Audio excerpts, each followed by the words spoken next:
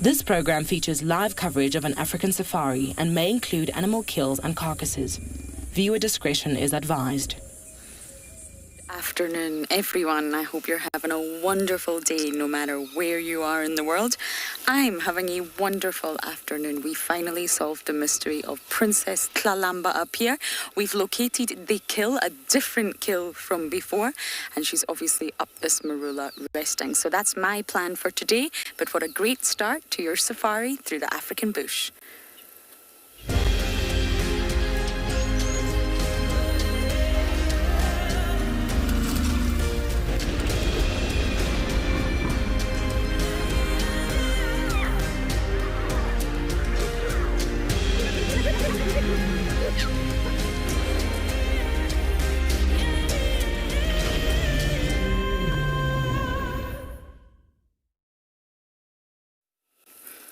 welcome aboard. It is an absolute pleasure to have you here today.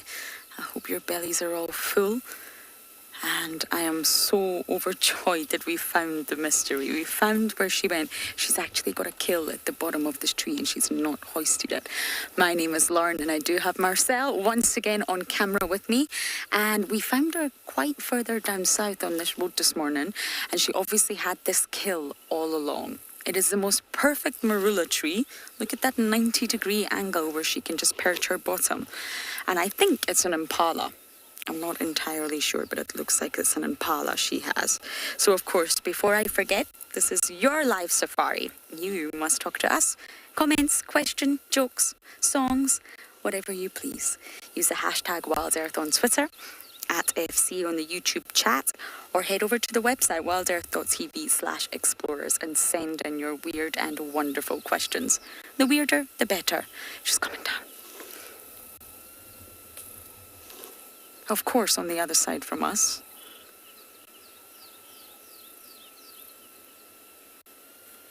Wow. That was quite a high jump. Look how she blends into the grass there. It's a very sticky day today. It's hot and muggy and sticky. It's actually 28 degrees Celsius and 82 degrees Fahrenheit. She's back at the kill. I can't... Oh, she's moving it. She's going to have to move it soon, girl. You know the hyenas are around Kalamba. I think the other kill definitely belongs to her. And she's going to finish this one first. Linda, you are completely correct. Kalamba is the Christmas leopard and she has been the past few years. 3 years we've had Kalamba on Christmas Day. It's unbelievable. I think we'll reposition to get a nice sort of look at what she's doing, and I want to determine the sex of the Impala. Is it male or female? I'm not sure. So let's just bumble around to the other side of the chilla.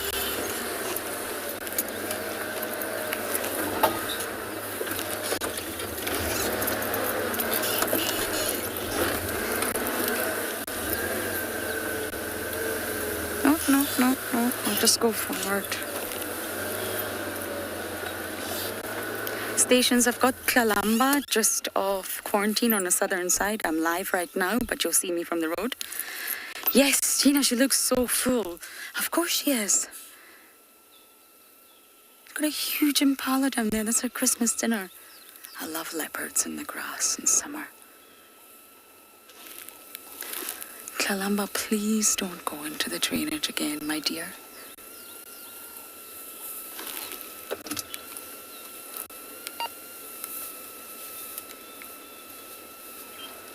Oh, perfect. Okay. You're a Christmas leopard, always. 3 years in a row for the 3 years. And we have known you.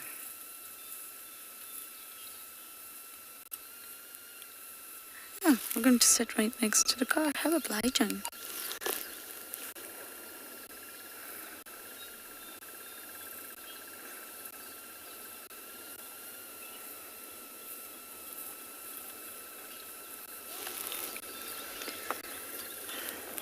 Many of you are excited to see her. She's gone right behind the car, and I must say she's heading in the direction of the drainage, but I don't think she'll leave. Oh, look at that amazing angle.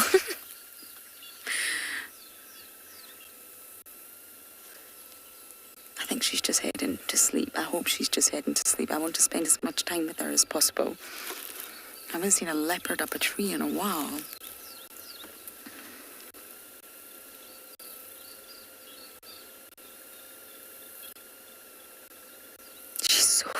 She's so thick and strong and she's grown so much.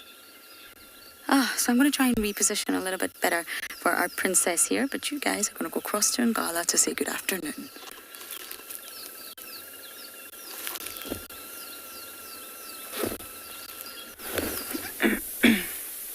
Hello, good afternoon, and we are coming to you live from andBeyond Ngala, where we have found a nice breeding herd of elephants.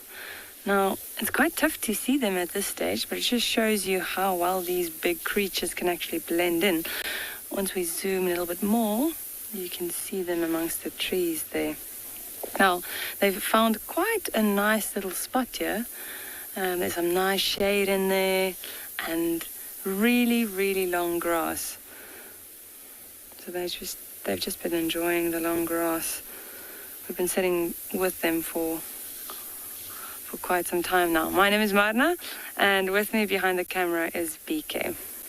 So we actually haven't been seeing too many elephants recently, so it's really nice that we found this little herd. And when we just arrived, there was quite a rowdy young bull. He was just running around, breaking branches and pushing trees over, trumpeting, going absolutely crazy. But he seems to have disappeared, and we also can't hear him making a noise anymore. So I don't know what his problem was. And like I said, we've just been seeing them feeding on this grass here. There is so much grass available this time of year, and it's an easy thing for them to eat. So in summertime, or during the rainy season, 70% of what elephants eat is grass.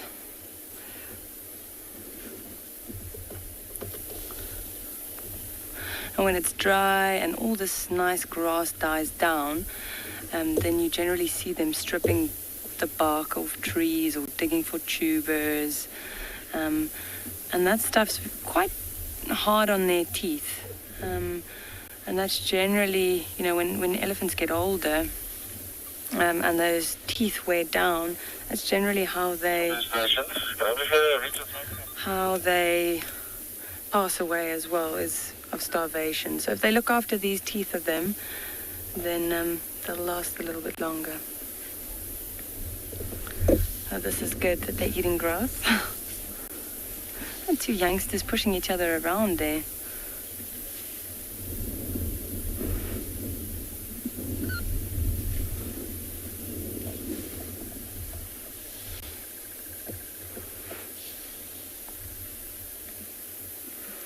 Very tough to see them.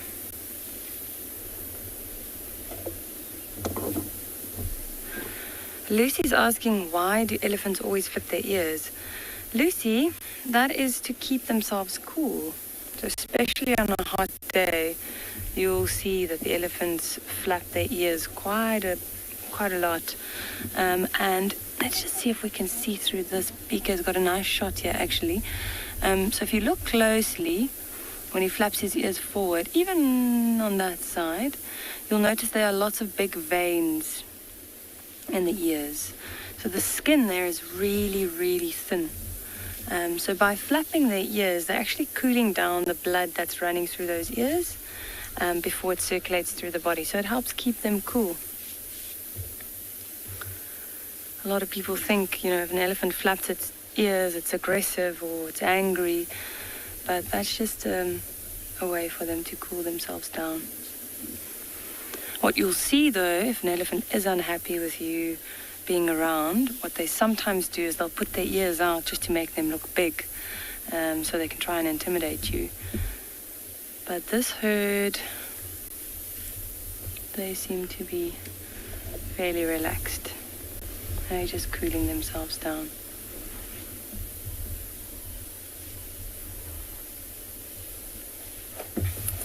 Yeah, the temperature has changed quite a bit this morning. It was quite cool, but we have clear skies this afternoon and it's nice and hot.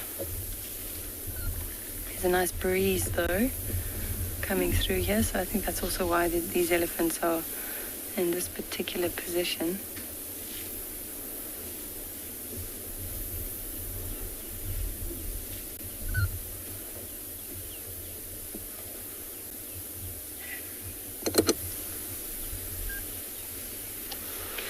Alright, so we might loop around, see if we can get another view of these elephants from the other side.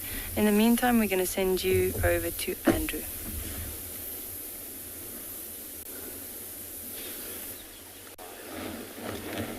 Good afternoon, everybody. Good afternoon. Welcome to Djuma Private Game Reserve here. It's a Hyena den this afternoon. Looks active. But these looks like only the young one that we can see right now. My name's Andrew. On camera, I have Simon again. So we decided to visit this Hyena den, hoping that maybe it could happen that there is an adult around here, which none of them that I can see. So is that probably they're still on a hunt? And there's two of them were seen far away from here this morning, so maybe they haven't returned to this position. And if that does happen, they're probably going to make their way here when it's probably cooler or any time where it's not actually hot but not that much. We're sitting on a temperature of 28 degrees, 82 Fahrenheit this afternoon. This one just looks like it's going to be maybe return back to the burrow there or just sit right on entrance. Exactly. And the other two, I think they're forage away from here. I know for sure it's not safe when the parent's not around.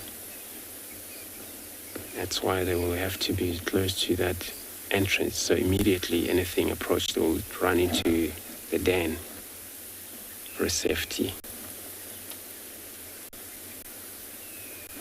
Remember, we're coming to you live right now, sitting here at the Hyena den. We would like to hear from you. Send question there under the age. You can send question through your kids' question at WildEarth.tv, also at hashtag WildEarth, as well as at FC YouTube channel and WildEarth.tv/explorer. We would love so much to hear from you.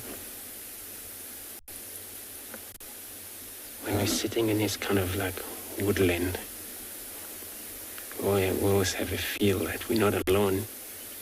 We're with you guys out there. See, this one is looking straight in the west. Checking the entrance again.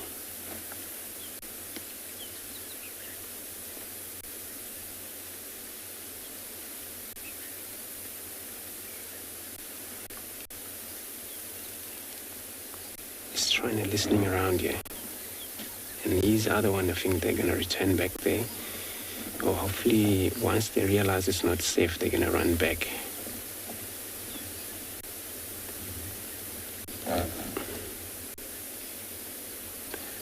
So I'm going to stay put here. I'm going to be sending you over to Phinda.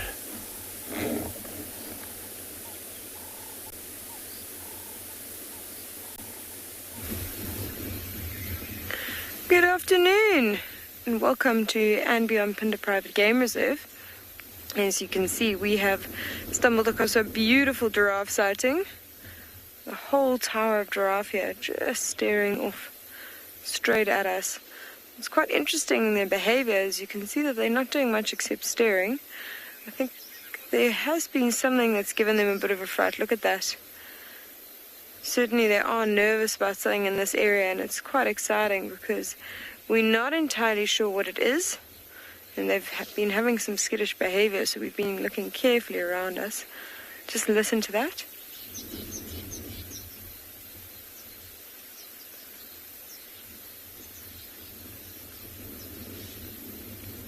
That's them running off. So, my name is Kim. And behind the camera we have Owen, and we are going to be with you this afternoon on a very Merry Christmas indeed. So our plan for today is actually probably just to stay in this area for a little bit. I want to try and figure out what has caused those giraffe to be quite nervous. As you can see, they're certainly on edge. What was interesting is that they weren't all exactly looking on one particular spot, which makes me think that maybe earlier they might have seen some movement, probably right around this area, and they're not quite sure exactly where to look right now or where to stare. Could also be a scent of something around here, but it does seem that the wind is blowing from behind them. It's unlikely they'd be staring in front if it was a scent that gave them cause for alarm. So I do think they've seen some movement and it's made them be a little bit more anxious. So we are going to look carefully around here, see if we can see any more signs, look for tracks on the road that might give us a hint as to what might have startled these giraffe, and also just peer carefully around. As you can see, it's very thick here, so it's going to be quite difficult for us to spot something in this area, but we're going to give it a good try. In the meantime, we're going to send you off to another live location and see if we can get lucky this afternoon.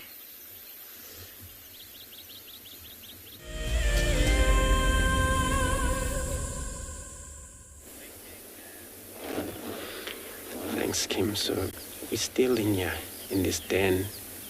His young one seems to be very chill again.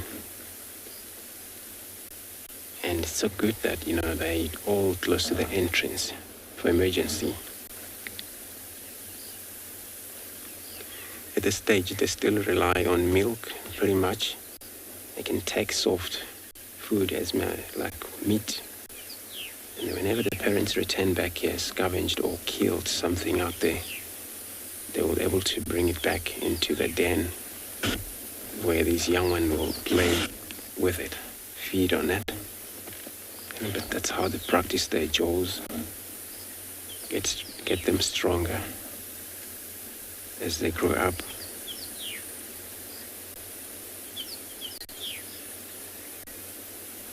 And they're one of the animals that they very much, they cooperate, hunter, and they cooperate feed. But when it comes to taking care of their young one, each female will be able to take care of her own young one. So there is no cross-suckling here. If it happens, maybe by chances, maybe the mother don't realize that it's other baby sneaking behind to drink, especially when she's napping while the young one drinking. It happens, maybe they can mix up. But once she knows that, she will probably gonna be unhappy and push those ones that not belong to her off. So I'm gonna take another moment here, see if there's gonna be any action for us.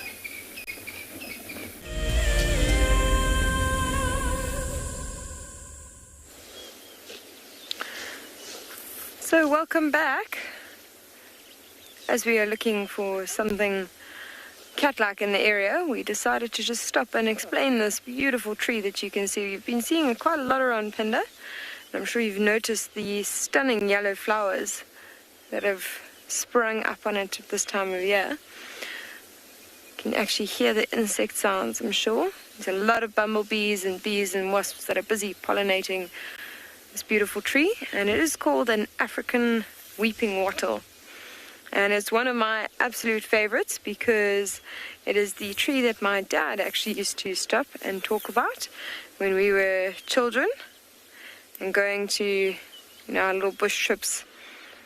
He would always make me laugh about it because he called it the toilet paper tree. And it's known around the local communities as well as the toilet paper tree, and for very good reason. As you can see here, there's some really beautiful leaves, very, very soft in texture. And as the saying goes, you can choose your ply. You can make it 1 ply, 2 ply, 3 ply. You get a nice little bit of toilet paper there. So that's one of our very interesting trees of the bushveld, and quite in contrast, right next to it is another sort of tree that we use for our bathroom needs. And this one is called a magic worry. And how you know it's a magic worry is these very wavy leaves, very, very distinctive. And its little fun nickname is the toothbrush tree. Because as you can see, you can pull these things off. There's some really nice fibrous material right inside. You can actually make a little bit of a toothbrush for yourself. Hopefully you'll be a bit more successful. Mine seems to not be great. I haven't picked the right stick here.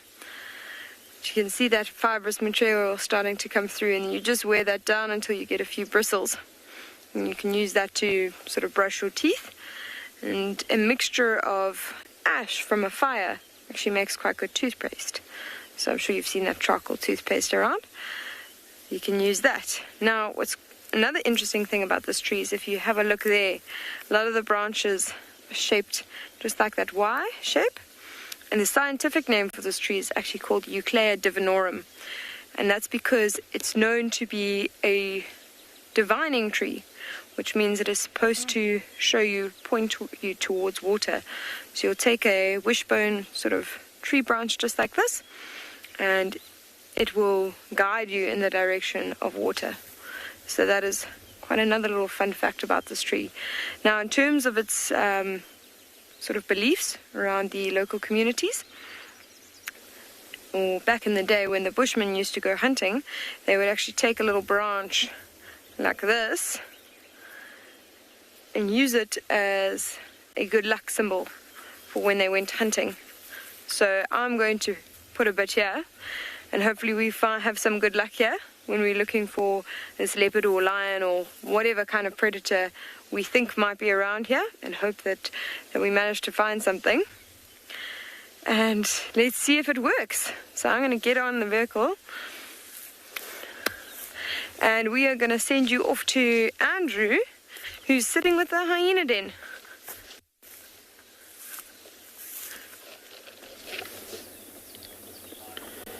Thanks, Kim.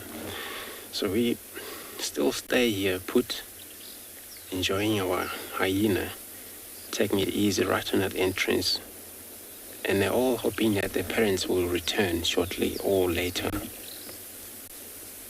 But even though they don't return with the meat, but they will return with the milk to give these young ones to drink. It's probably two different age here. One slightly dark on their back leg, and see they still have, all of them have their young coat. So you're probably going to shed this off or change coloration a bit. And you get to an adult old age.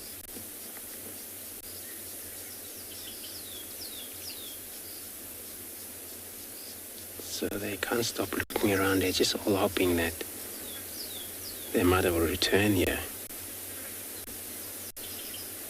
So what I've seen a lot of time with a baby hyena, since their parents put them inside, go out hunting, they don't expect to see them outside when they come back here. Maybe this is why. They must make sure that and everything happened here, they're inside. So they might sometimes pretend to be bravest, youngest, by running back to the mound, inside to that burrow, once they realize all their parents are returning back. And then from there, the parents will be able to communicate with them when they need them to come out. But then first, they'll circle around the mound, sniffing around and making sure that there's no other predators being into this mound here.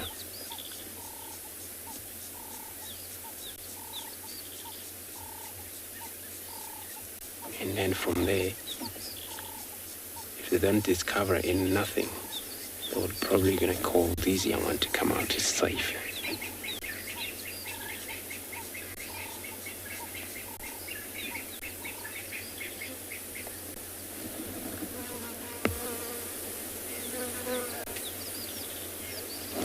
Leo, you want to know how many den they have? So they keep one active pretty much, but they have in this area there's quite a few den that I know den is not active, but it's theirs.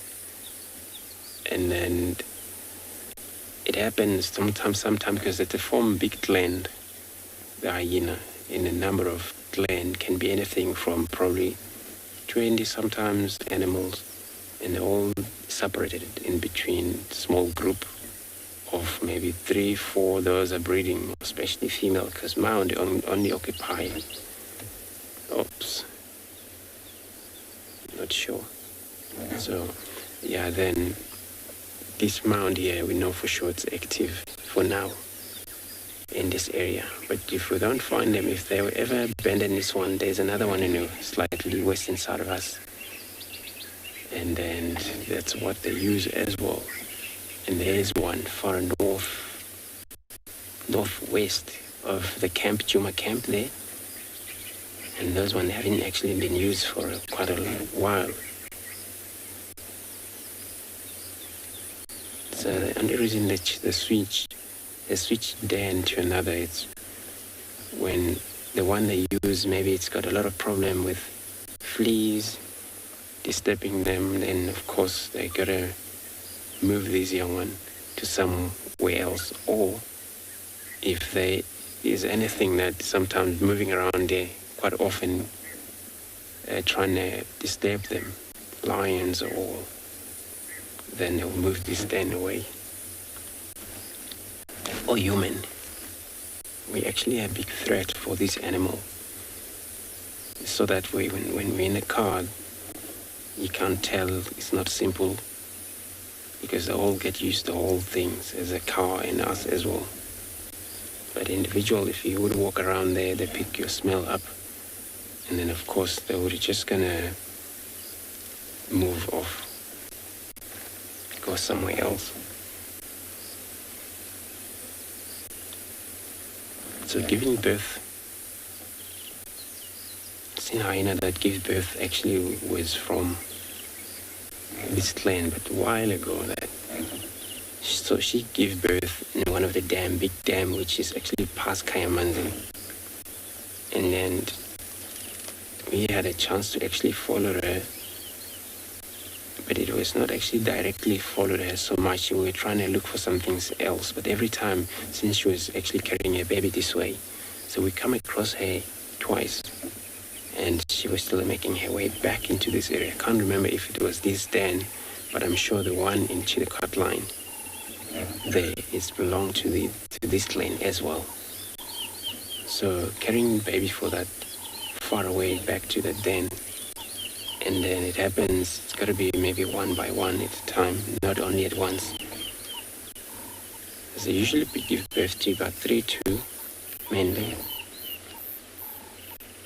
So they can do that sometimes.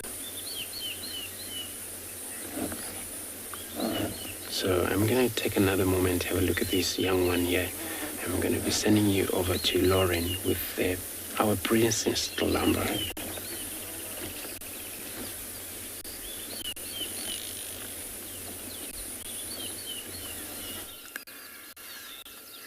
Oh, Princess Kalahari, she has found the most... Copy, I can turn my engine on. She has found the most perfect, shaded, wonderful spot, and I'm not even sure if you can really see... Oh, you can. A hot, sticky leopard. So I don't really know what went down the evening of the storm, but that's when we realized she has 2 kills. Is one a Christmas present for Daddy? Who knows? It's almost like she's stockpiling. She's got a constant supply at her disposal.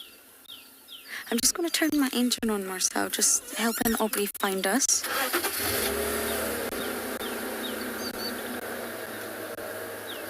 There we go. It's a little signal we give to each other. If we can't see each other through the vegetation, then at least we can hear one another. She's not exactly very visible. This is what you would call 0.5 out of 5 visual.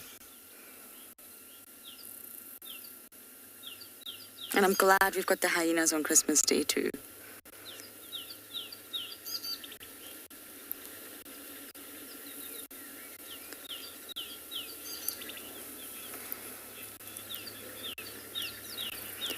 Daniel is...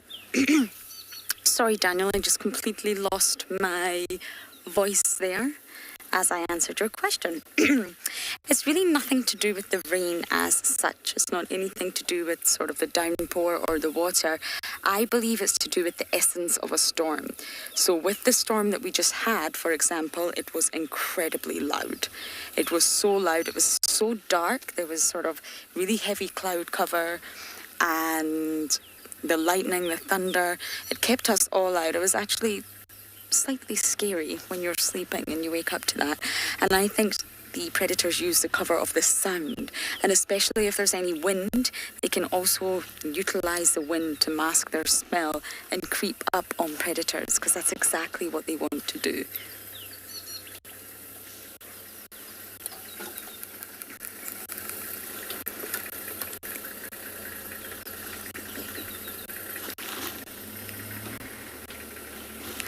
Okay, Marcel, I'm just going to reverse a little bit so we can let other vehicles get a view of her. Bear with me, everyone. I'm trying to navigate this rain roof as well. Can you still see her from here, Marcel? Okay. There we go. Kalamba likes to make it slightly tricky. So yes, I think it's the essence of a storm, not anything to do with the actual rain itself. But if you have torrential rain, that's of course really, really heavy, and that creates a noise as well. And I think they just use the cover of the storm to mask their presence.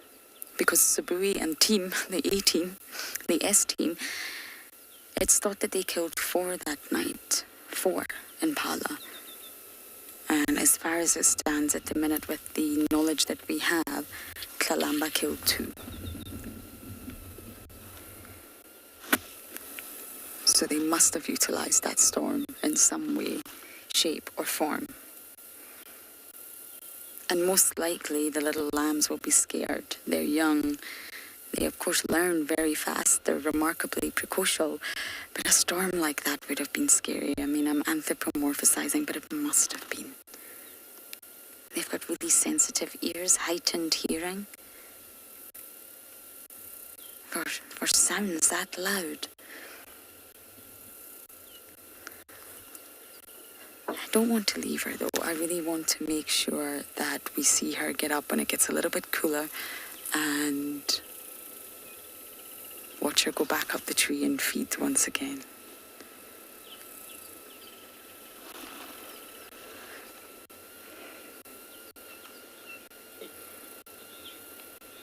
So hopefully we'll get some better visuals of her soon. But for now, let's go down to Tswalu to say good afternoon.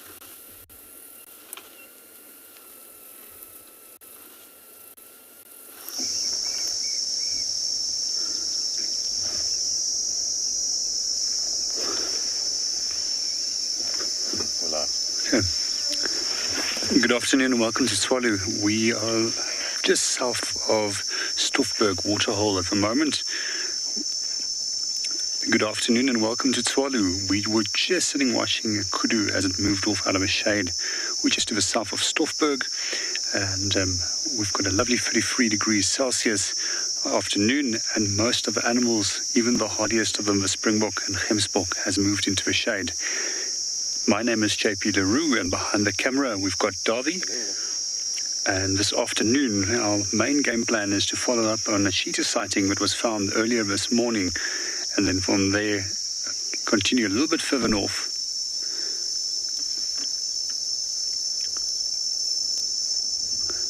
As it's quite a warm day, our best bet is to work for watering holes and hopefully find a few more animals along these.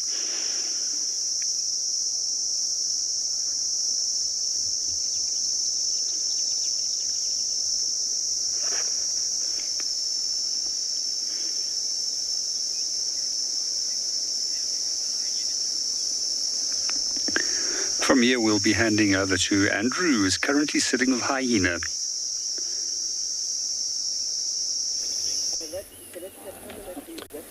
Thanks, JP. Good luck with looking for your cheetah there.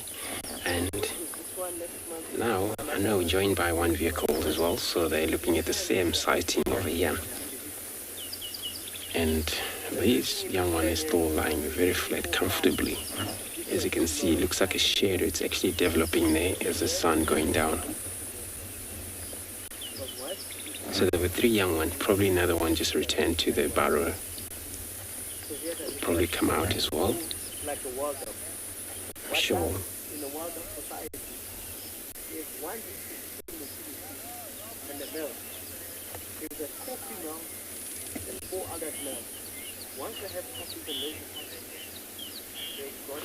Lucy, you want to know why do they sit next to the den? So they're still actually too young.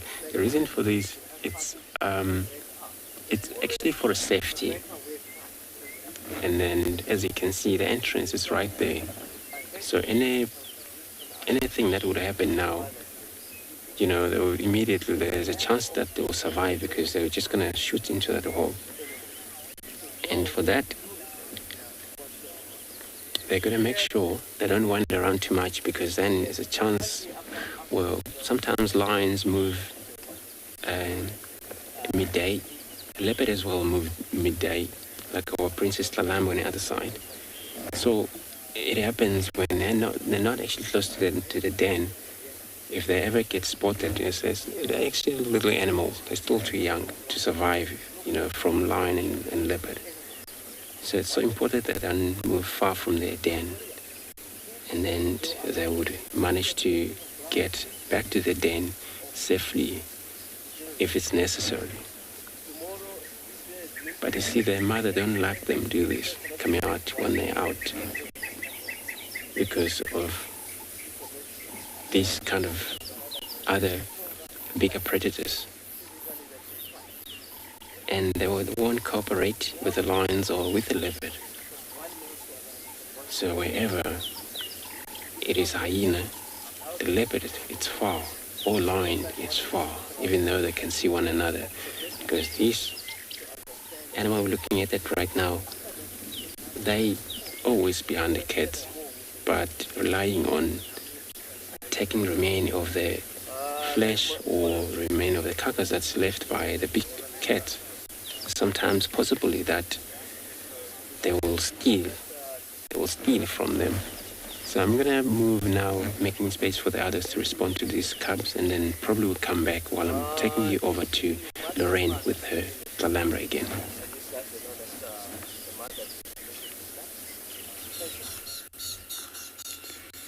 Now the visual has got even better. You can see a little rosette just off centre to the right there, and a breathing chest.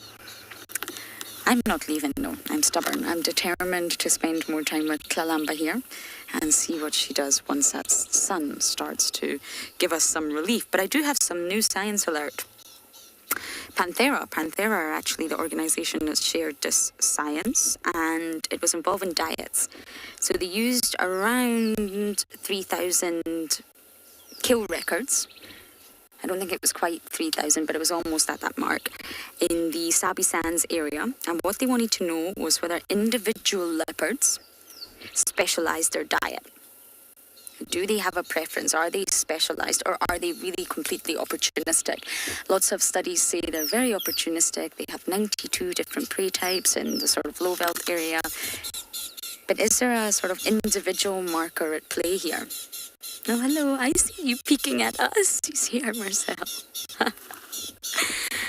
And basically, they found that males tend to be more specialised than females. And this is with regards to both prey size and prey species. Now, the specialisation was driven by opportunity. So it said that individuals were more sort of specialised when they had a greater range of prey to choose from. So when the prey is plentiful, they become more specialised, which you would think makes absolute perfect sense. Oh, I just lost sight of her there. And males that specialised actually had a lower reproductive success. They overlapped with fewer females and thus had fewer cubs than generalist males. So it seems to be when they home in on a sort of specialist diet, let's just say favouring Impala always, or maybe Impala's not actually the best example, they maybe shift their territory to coincide or overlap with the land for their favourite species of prey. But in doing so, it means that they've made their territory too specialised, and therefore they haven't prioritised females, basically.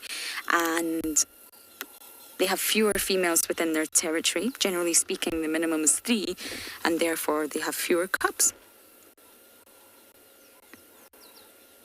But it may not be intentional. It could just be a behavioural adaptation the most beneficial behavioural adaptation in response to potential resource deficiency.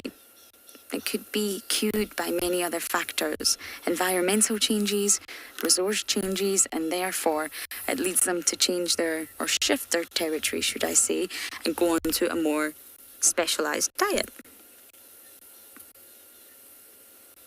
I think that was quite fascinating. It's a recent study, 2020.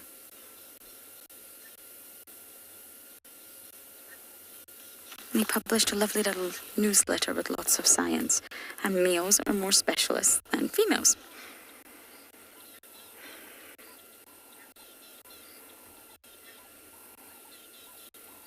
But females have to they depend so heavily on resources, and they set up their territory built around resources, built around a secure permanent water point and an area where it's thriving. There's lots of prey for them to choose from, because their main priority is reproductive success, raise cubs, rear offspring, and therefore there has to be enough resources around for them to do that.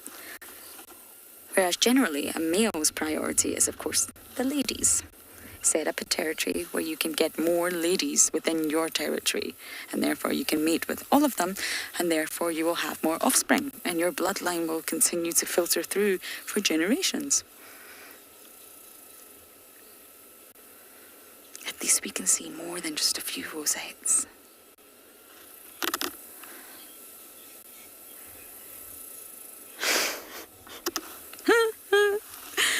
Tiva, do you think Kalamba might be dieting after the lambing season? I think we'll all be dieting into next year. But I don't think she'll ever stop. She is a lean, mean killing machine. She's such a fierce huntress. And that's what I love about Kalamba. So skillful, so equipped, and just ready to take on the landscape, ready to be a dominant leopardess. But yes, she may diet after the lambing season. Things will change once you go into winter, but I have to say this summer is very lush. Once again, lots of water around, so the winter that's coming is probably not going to be as harsh as some have been in the past.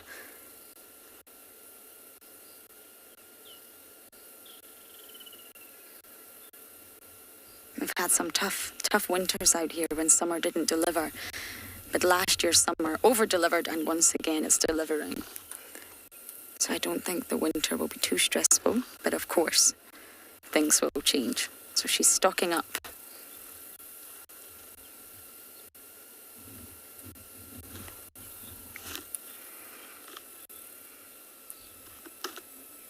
Steve, mostly yes. They're said their social structure is solitary. We do see them interacting more than you would think out here, especially with the sort of royal lineage that we have. But I guess that's just an environmental factor. They set up their territories all so intertwined with one another that they will bump into one another. But out with a mating pair, which only stay together for the duration of the mating, and out with mother and cubs, it's quite rare to see leopards together. Of course, it has happened. And I believe the other night, the true story is Tingana, Mulwati, and Hukamuri were all on the same kill. They all came to the same kill, and this happened on Arathusa, so unfortunately we can't traverse there. But you will find leopards in the same area, maybe fighting. We've seen Klangula in the same tree as Luna, and they weren't mating, and there was no kill. But generally speaking, they're solitary, and they don't seek one another's company as adults. Hosanna seemed to always enjoy spending time with his father, but once again, that was when he was a lot younger. Okay, I hope Miss Kalamba will get up soon, but of course, we're not going to go anywhere.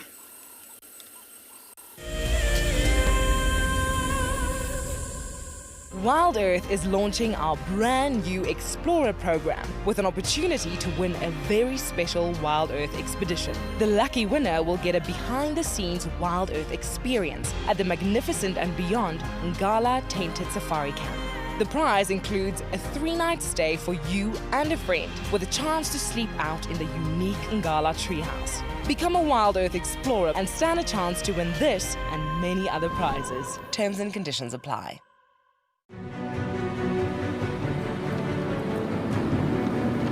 We've seen these ellies really chase wild dogs before.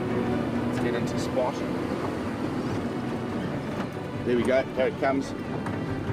Look at that, isn't that amazing?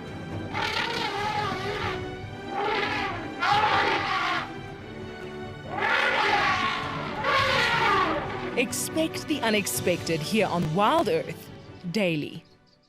This is Rusty. He's my favorite vehicle and we've been through all the good times here in the bush. Now, if you feel a connection to Djuma Game Reserve like I do, then we have a fantastic opportunity for you. You can have your name engraved on a brushed metal plaque just like this one, and we will attach it to Rusty so you can always be with us on safari in spirit. We will even send you a digital photograph once your plaque is mounted on Rusty. Spaces are limited, so grab your spot now. My name is Taylor McCurdy and I work for Eco Training.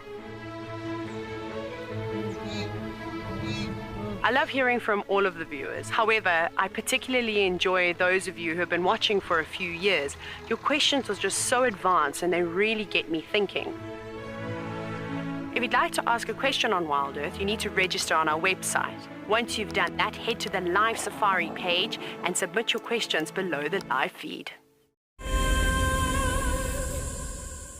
Right.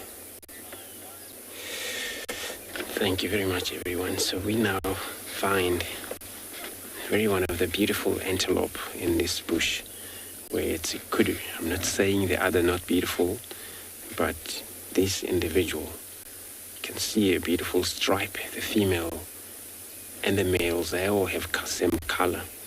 Only the difference is that the male, they would have a loose, curled up horn, and then the female don't have horn at all.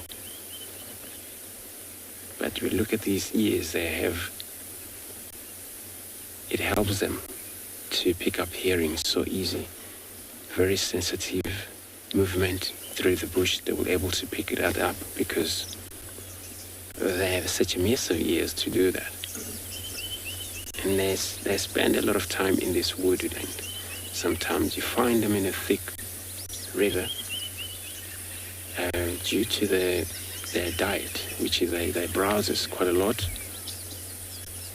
And you see them many times. They would be feeding from trees, leaves.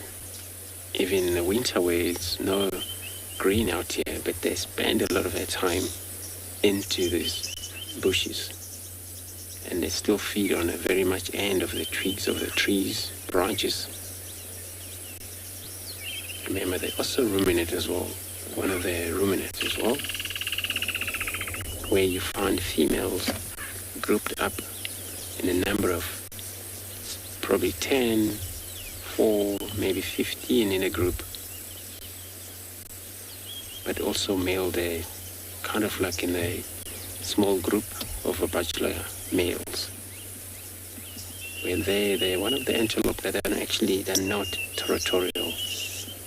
So possible of a chance that you see many of males together, 10 bulls has been seen, that they are around. And then hear the beautiful woodland kingfisher calling.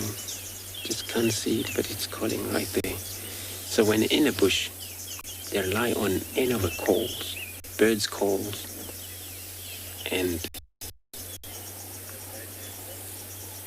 just like that. So let's take it this small moment we have, just listening to the sound around us.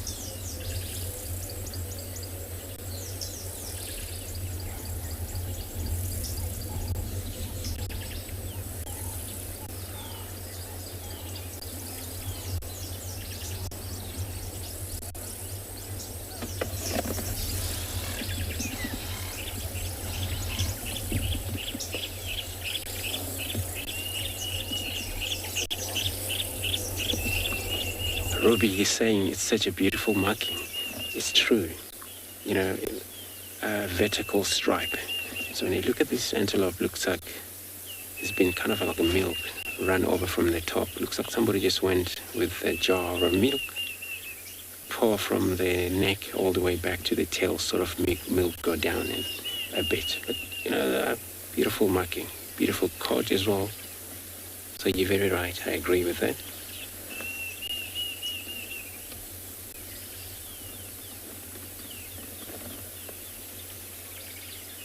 And they also, like now, they're just all just freezing, waiting around here for a bit. And now, just before we take it at the moment of a silent, I was about to explain the relationship they have with birds. So the relationship goes the way that they rely on the birds. Even the birds don't actually rely on them much, except for these oxpeckers, red-billed oxpecker or yellow-billed oxpecker, but all birds in general. So usually birds can warn anybody out there in the bush if there is a danger near. If they ever spot a snake, they ever spot a cat, they'll go crazy. If they ever spot an owl, they'll go crazy, shouting quite a lot. But whoever's around, especially with the antelope like this, since they kind of worry too much, who would be approaching them, they don't know.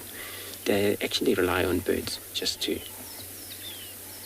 understand what the bird seen, and that could be anything that could harm them. Remember, for a kudu, most especially females, even the males, they mostly get caught.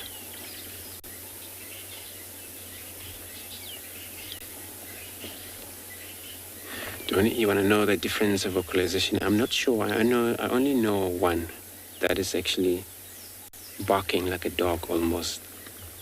But I haven't discovered anything else yet about these animal communication. So kudu and Ngala and the bush buck, they have a kind of like a bark, like a dog if you're far away. But for kudu, it's such a very loud because they're big antelope. So it comes a little louder compared to this, which is a Ngala and the bush bark as a loud bark. And all you hear, it's continuously barking when they ever see something.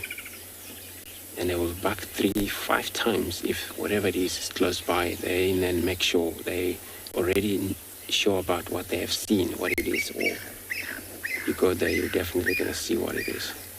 Definitely.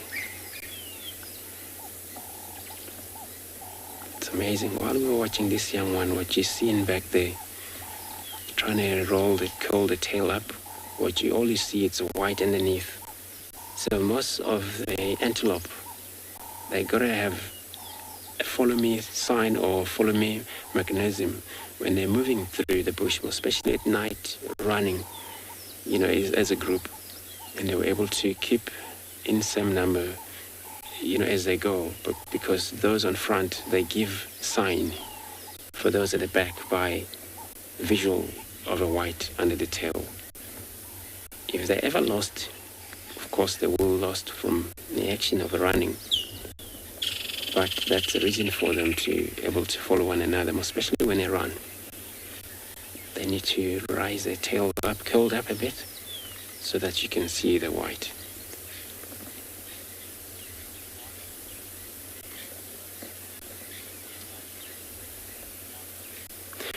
Arnold, yes, they do that. So that barking, it's actually, responded by many of the other prey species such as impalas, sometimes, can be sometimes responded by giraffe, those zebras around, or wildebeest. So a warning sound, it means so much for them. Even those are different species, but they still know that it's a warning. So all they do, they're just gonna have to be, carefully moving around or freeze, look at the direction where that whatever it is might come from. But sometimes when they do that, they show sign. They don't just bark. So they bark, but they run and look back. So that is how they would able to help the others where the danger is suspected to come from. So that way they will probably even run permanently out of their sight immediately if they don't trust it, what it was. So yes, it's actually warned the other animals as well.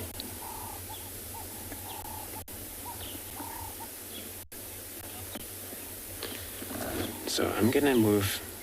I'm checking the southern road here to join the southern boundary to check again, and then I'm gonna be sending you over to Lauren with her Kalamba again.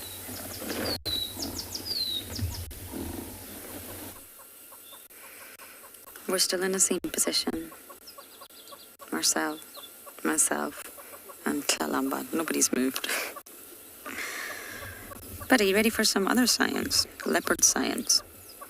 This was a study done in Tanzania, and it actually compared activity patterns of male and female leopards across 3 different sites in the mountains.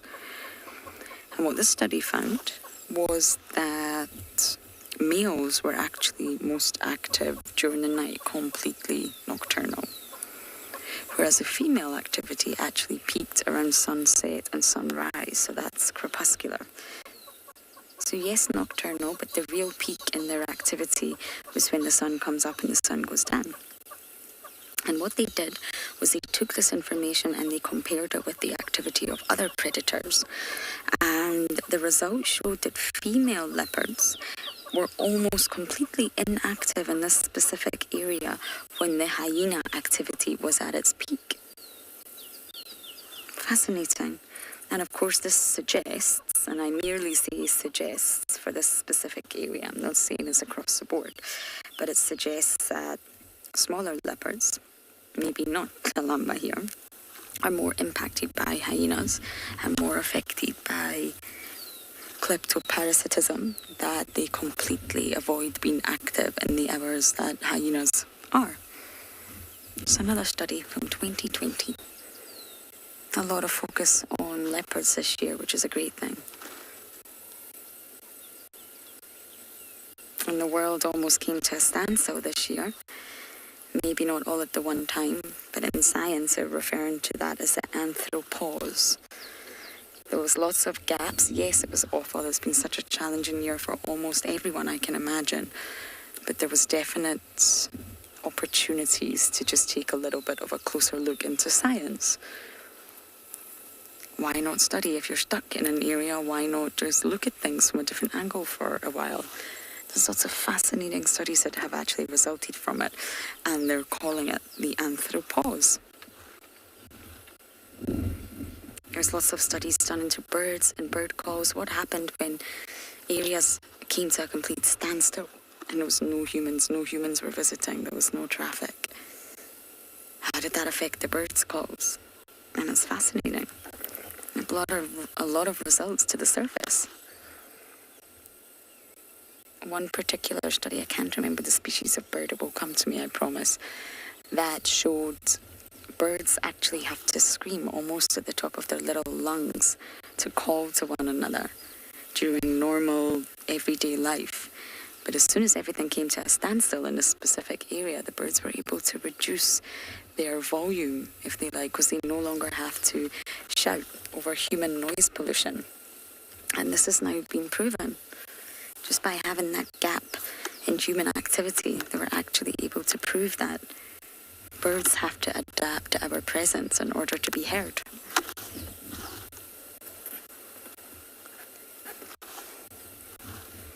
That's just one of the many examples.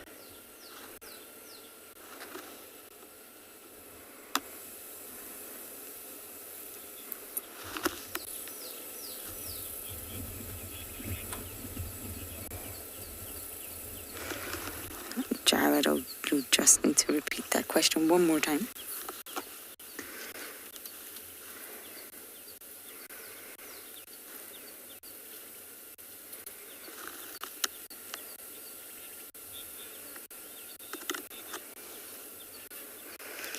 examined. I'm not sure what you mean by species. There's only one leopard species, and that is Panthera pardus. But there's 9 different subspecies, and they're exactly the same species genetically, but they've just been separated over geographic location, and therefore they're subspecies. So if you ever wish to know if you're looking at a species or a subspecies, you just look at the Latin name. The species will be 2 Latin words, Panthera pardus, and a subspecies will have 3, letting you know it's a Panthera pardus something. And the last part is based on the geographical location. So the subspecies are the Amur, the Javan, the Sri Lankan, the Arabian, the North Chinese, the Persian, the Indo-Chinese, the African, and the Indian. Boom. There you go. 9 subspecies. And essentially, they will all be the same, but they will adapt to their environment. So for example, the African leopard will be different in its behavior to the Sri Lankan leopard because it's a completely different environment, different weathers, different topography, different prey species, different competitors. The Amur leopard, well, that's in a completely different environment. So they're going to behave differently. So yes, across the subspecies there will be behavioral differences, but there's only one species of leopard.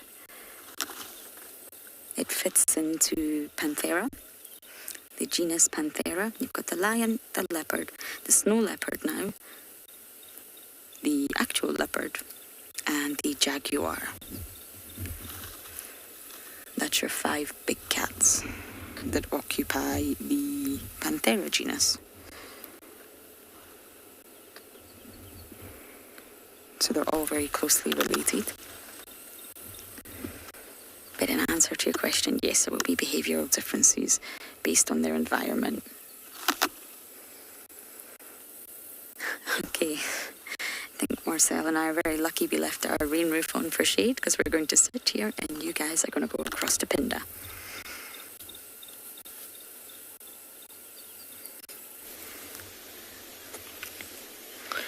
Welcome back. We have left the area where those giraffe were staring. Couldn't find any signs. We found some old signs of lionesses. We thought maybe from earlier this morning.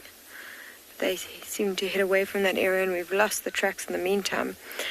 And while we've been looking around this area, came across this beautiful herd of impala. And it's again one of those scenes that you sort of just stop and take a moment to take in because the sun is hitting them just right. They've got that beautiful gleam just off the sides of their coats there.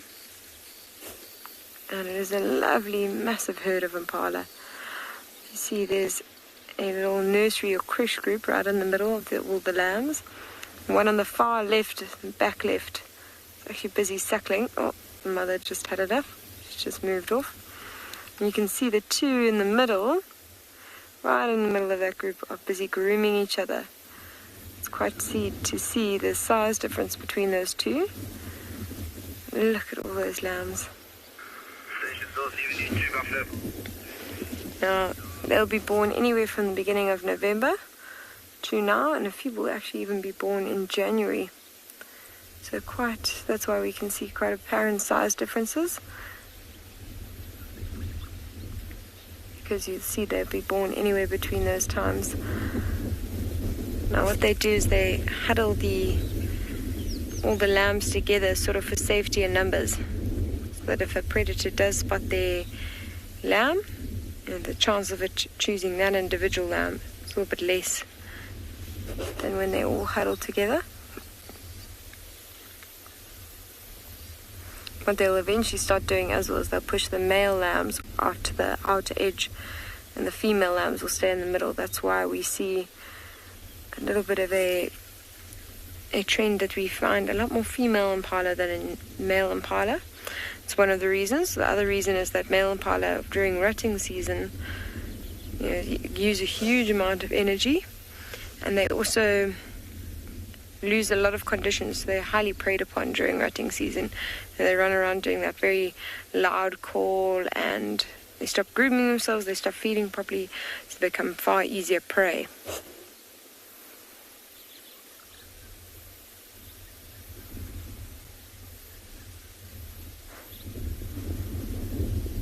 can see, as we're watching, you can see so many of these impala just grooming each other. We don't stop to appreciate impala enough. You know, we see them so often, and we say, oh, it's just another impala. You see them all the time. But there's a very valid reason why we see them all over, as they're such an successful antelope. So you see them sort of grooming themselves. That's one of the reasons why they're so successful. They keep parasites off them. So they're in very good, healthy condition. Here's another one right in the middle, just above this log here, that's busy suckling on the mother. Suckling from the mother, should I say. See, it's just quite hidden in the grass. Almost can't see it, and it's quite a, looks like quite a brutal process. They really get in there and sort of ram their head repeatedly against the mother's inner thigh, trying to get enough milk. So they groom themselves, which keeps parasites off them. Then also, you know, the breeding season itself is another great adaptation.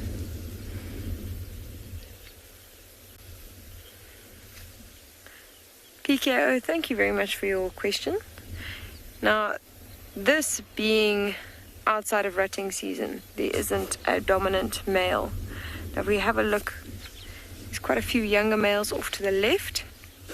Just have a look there, you can see that they've got quite short horns. So those are from last year's breeding season, so they're about a year old.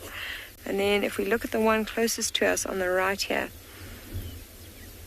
you can see right one closest to us there.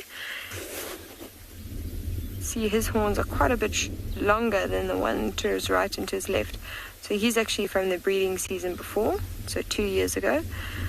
So there's quite young males in this herd. Now, you might find that there's one fully grown male, but he won't actually be in charge of the herd at this time of the year. He might have just stayed with them from the end of the rut, and there's no reason for him to separate into another herd when he's already got a whole herd of impala. So he'll follow around, but he won't dominate them. I think the male that was with this herd seems to have wandered off or perhaps been preyed upon, because I can't see any dominant male here.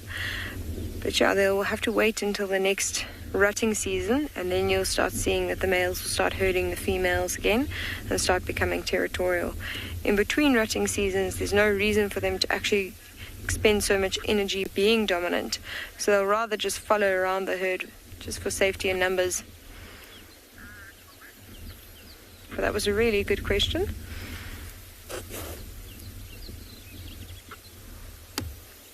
You see there's that female at the back.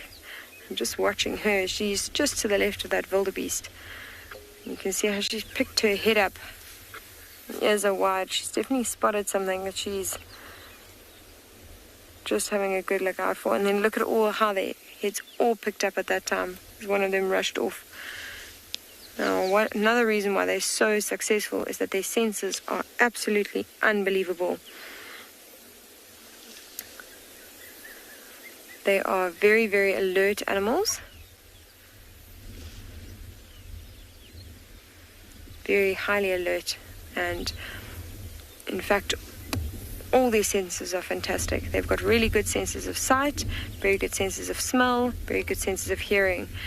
And that's exactly why that male wildebeest has decided to stick around with this herd. It's safety in numbers, but also he knows that impala themselves are incredibly alert.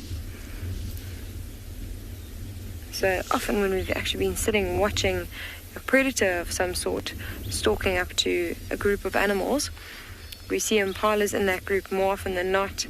We think to ourselves, here we go, that impala is going to see the predator and it's going to sound the alarm. And generally that is what happens.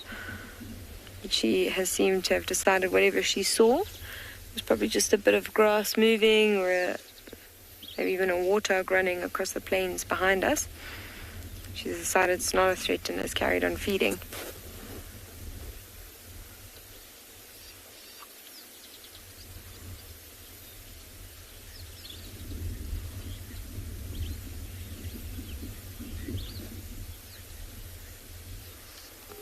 vintagely, but their long legs are unbelievable. I don't know if you've ever seen them pronking, but they are amazingly graceful animals, and they can leap incredibly high and run very, very fast due to those long legs.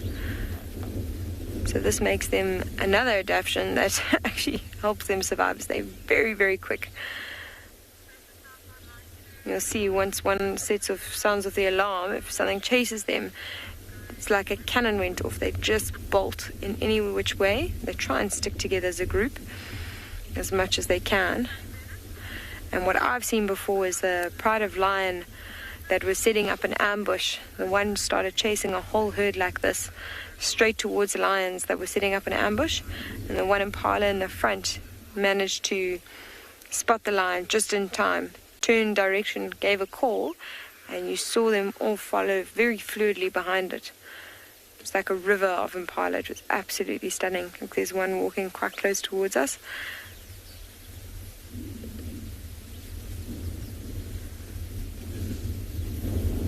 This actually looks like a fully grown male, so he probably might have been the male from the previous rutting season that was still with this herd of impala. And he's just stayed with them for the reasons that we've already discussed.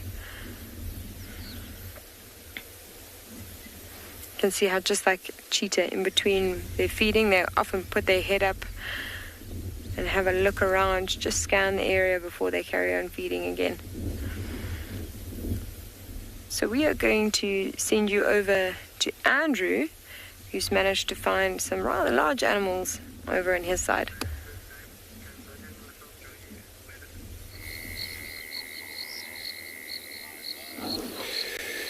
Alright, so we now have found, it looks like for now it's only one elephant.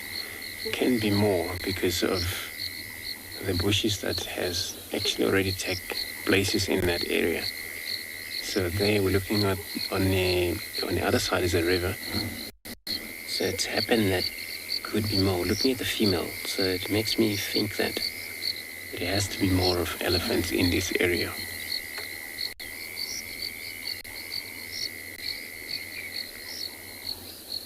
They will blend in sometimes. We almost drive past them. They're so huge.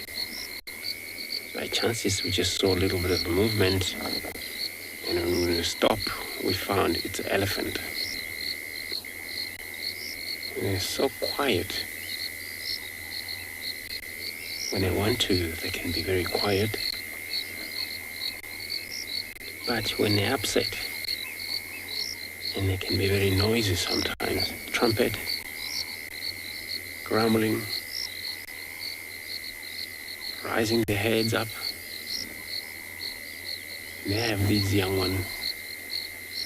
They also, mark charge cars, or chase one another within their own group.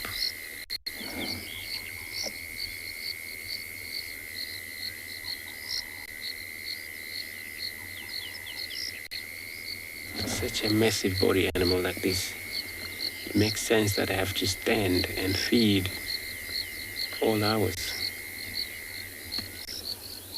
When I have a rest for a very short time,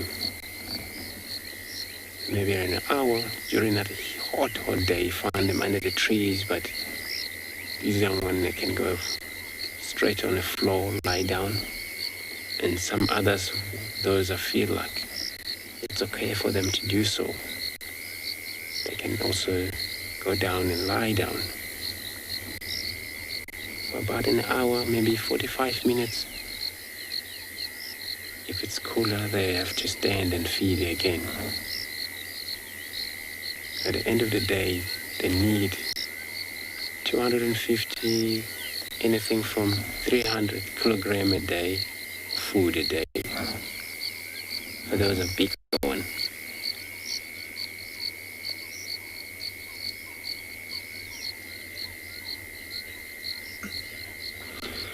Jenna, very nice question there. So you want to know if they do eat insects. So I'm not sure. They're actually vegetarian animals. So if it ever happen, maybe it's when they feed not knowing, but anything that feed, put in their mouth, if it's not necessary, they're more likely to, if they don't like it, once they realize, oh, the taste is bad, or some plants they don't really need mixed with these grasses, they're more likely to take it back again before they swallow it. Or the trunk itself will be able to select what is needed, because it's only nostrils. And they're very good in using them sense, very good nutritious for grasses, anything they need, even water, before they suck into this trunk. And they trunk already clarify this is actually nice water for that animal to drink before they put it in the mouth. So I'm not sure if they ever do, maybe they kind of like by mistake that they're vegetarian really.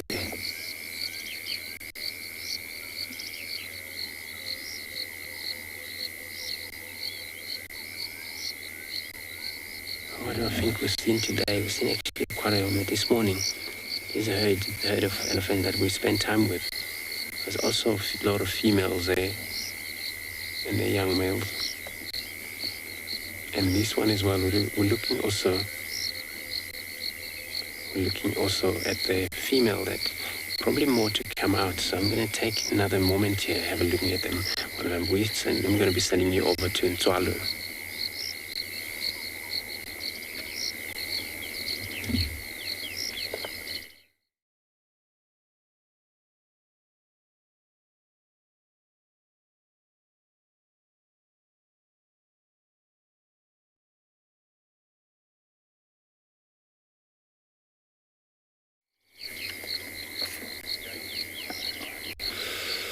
Sorry about that. Yeah, we're still in this area. Like I said, I'm going to take another moment here just to see if the rest come out. But there's a chance it might disappear, because then if the rest they're far on the other side, and it's more likely to walk away from us. But it's good that we still have a visual of her. And then if in this group, if it's only one that is the biggest in this group, they will probably going to hold off moving. If she's going to make her way towards us, and the rest of them will come towards us. There's a beautiful pond here where there's a lot of water. I'm not sure when they have drank. Well, since there's quite a lot of water everywhere this time, since we have an amount of rain that came in, so they can drink as they go. The grass is wet. Maybe they're more, not actually likely more to be thirsty very quickly.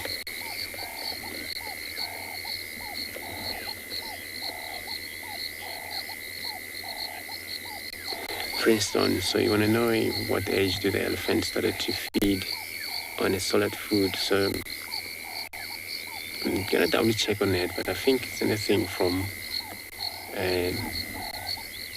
6 months maybe upwards from there. And they still need a lot of milk from their mother at that time.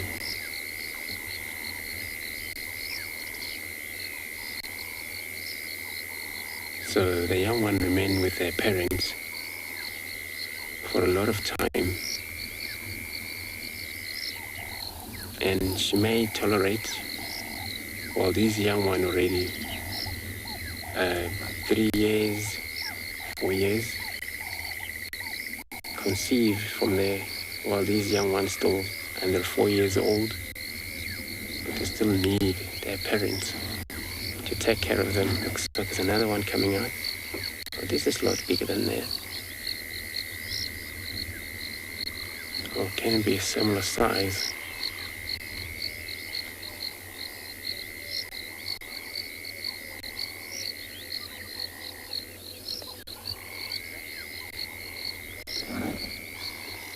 So I'm going to take another moment. Looks like they're all going to come out towards us. So I'm going to be sending you to Tswalu again.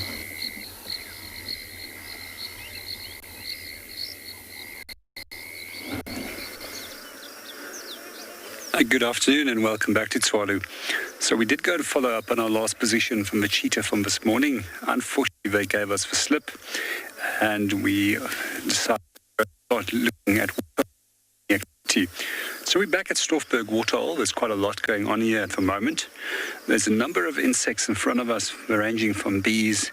We've got ants and a large number of brown-veined whites and a number of other butterfly species that are flapping around here. So these brown-veined whites, they actually start their whole breeding and hatching process within the western part of South Africa and then slowly start migrating or in a northeasterly direction. So what we do find is that they're mostly associated with plants, which belongs to the caper family.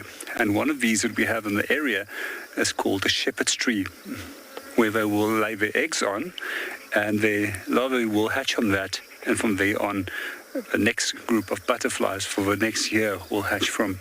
We see quite often from year to the year that they do differ in numbers, and quite often we find that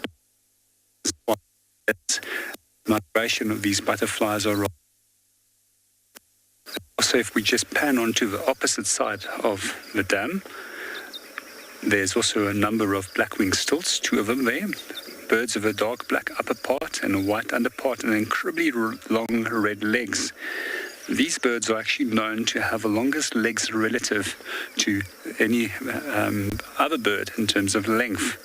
So if we had to compare them to an ostrich and we had to size them up, they would even be longer.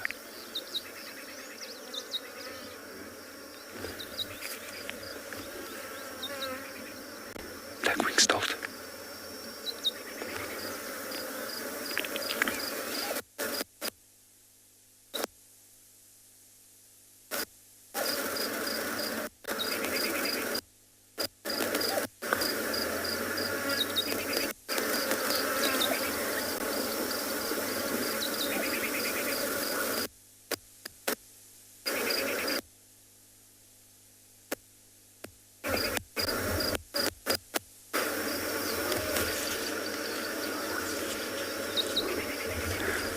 Yes, Phil, it's absolutely a magic spot to sit. It's so peaceful at the moment here. And it's quite lovely in the little spots where there is shade. And it's almost like if you would like to spend the whole day there, especially with a hot 33 degrees Celsius day in the Kalahari.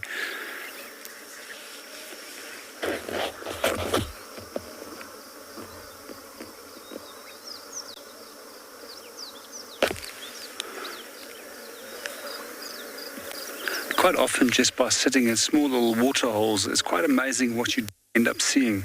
Quite often you get rewarded by means of your patience, and quite a few large animals will often come and arrive to drink.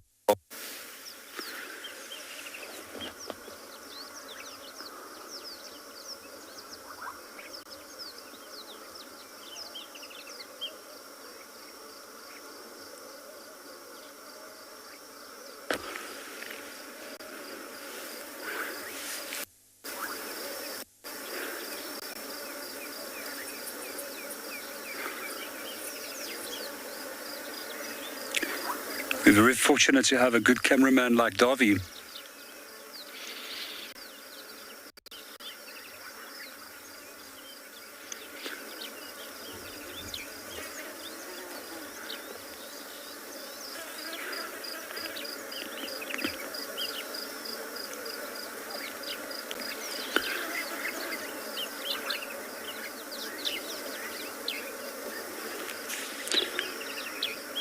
How do you refer in terms of the migration of a butterfly?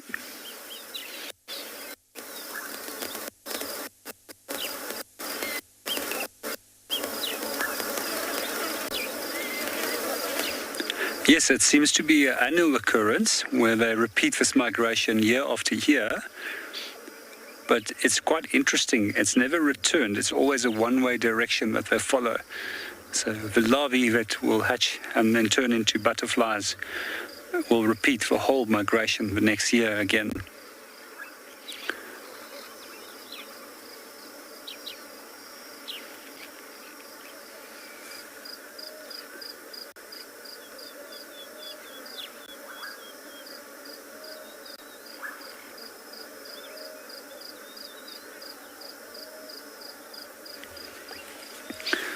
Hi, Jerome. They normally will go and sit in flowers and they will make use of the nectar. However, the caterpillar will normally have a host plant which it specifically associates with. And then we also see quite often that they will obtain moisture from wet soil, anything from elephant, rhino, and even lion dung where they can get moisture from.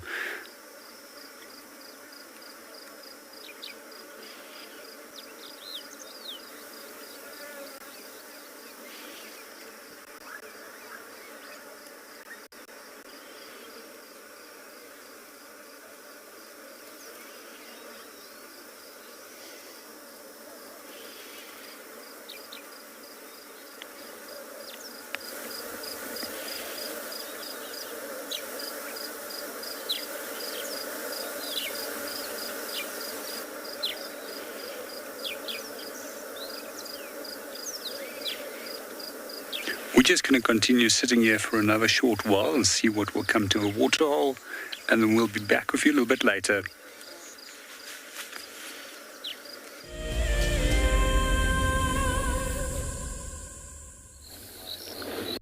Thanks, JP. Well, I'm still sitting here with this herd of elephants, and only slowly coming this way, where I believe if it's more, then they will make their way this way, because this is the most bigger one, and they already make their decision now, heading towards this waterhole.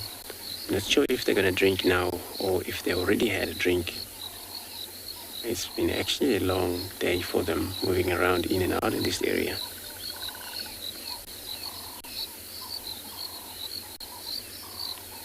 And then she's heading into the water there. Sorry. Simon, you okay? What am I moving for?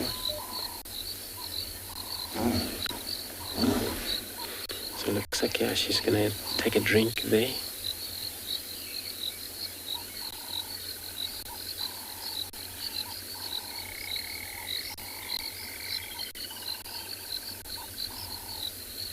She's now drinking.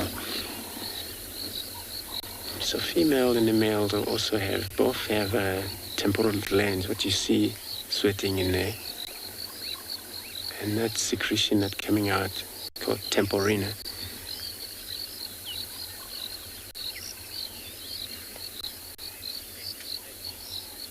Looks like she won't drink too much. She's probably done, since they probably drank somewhere else where they come from.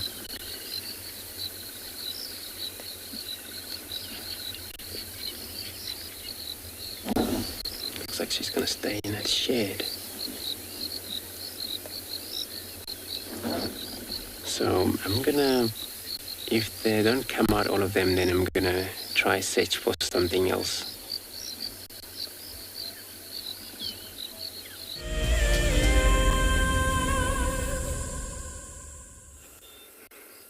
Our princess has moved a little bit, but only to avoid the sun. Now there's dogs up on the Bufusu cut line, so I'm wondering whether we should just pop up, say hello to the dogs, and then come back when it's a little bit cooler, so that we can see Kalamba get mobile and hopefully go back up that marula tree. Now it's highly unlikely hyenas would be moving in this heat, but the fact that she's not hoisted it, of course, means that she could easily lose it. It's not safe on the ground from any scavengers. And yet she's just refused to hoist it. Why, I do not know, but it's on the ground.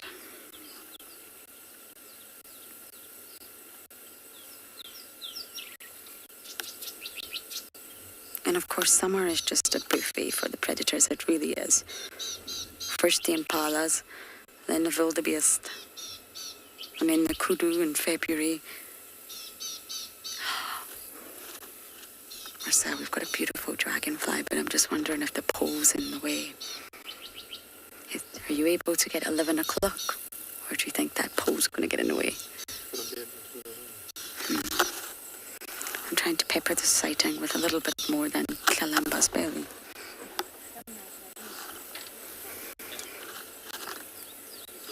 Bear with me, I've got my binoculars out.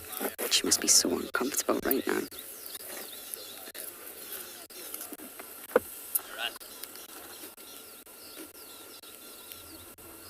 I don't think we're going to be able to We made a bit of a mistake leaving the rain roof on today.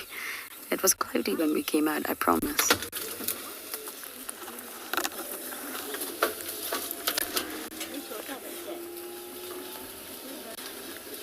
It's just another vehicle moving, so she's popped her head up. Thank you. Thank you. Thank you so much.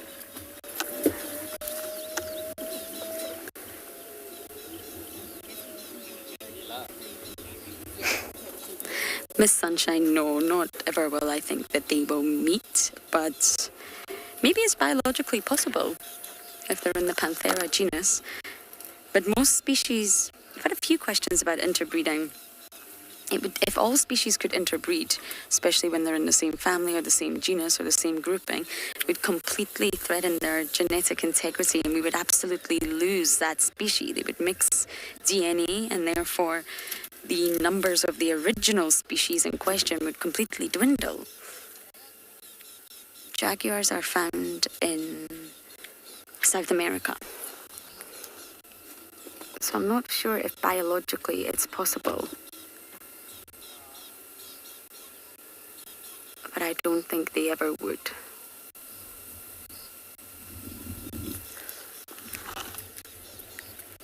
Oh, she looks so hot and uncomfortable.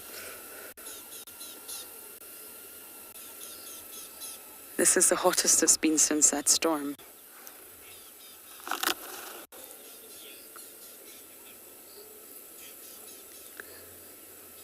I didn't catch that name, but winter's a little bit challenging for the predators, a real dry, harsh winter. Because everything becomes so barren. When I first arrived here in Djuma, there'd been a particularly difficult summer prior to that winter, and it was barren, it was dry, there was almost no greenery. You could see for miles because the vegetation was all wilting away, and therefore it was quite easy for us to spot the predators, which of course is good for us, but it means it's also easy for the prey to spot the predators. They can't rely on cover from the vegetation, and everything tends to congregate or aggregate around waterholes. So normally you spend a lot of time in winter at specific water points, the ones that still have water, of course. So it can be a little bit more challenging for a leopard to hunt in winter. In comparison to summer, it can easily sneak up on their prey right now.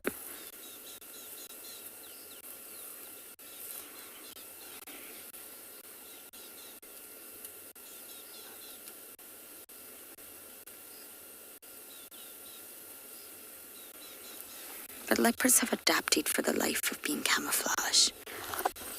What is she doing? Oh, she sees a bird. She sees a francolin. She's hissing at the francolin. It's right next to our car.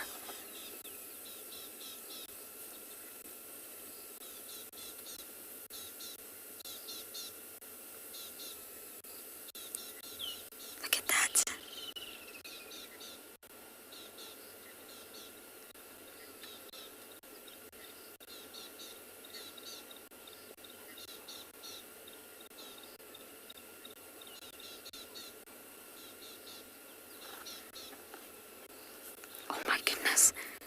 Oh my goodness.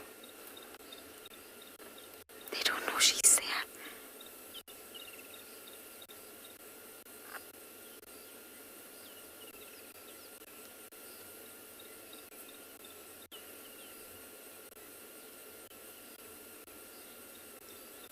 These crested francolins do not know that there is a leopard mere meters away from them.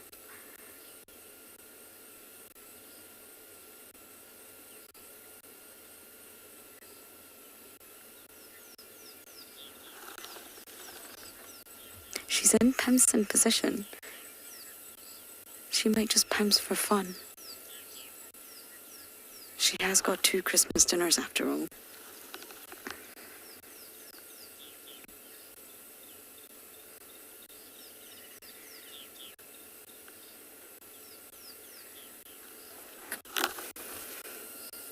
No, Talamba? You didn't fancy that one? Okay. She's hissing at them. Where did you get that smile from? I can only begin to wonder.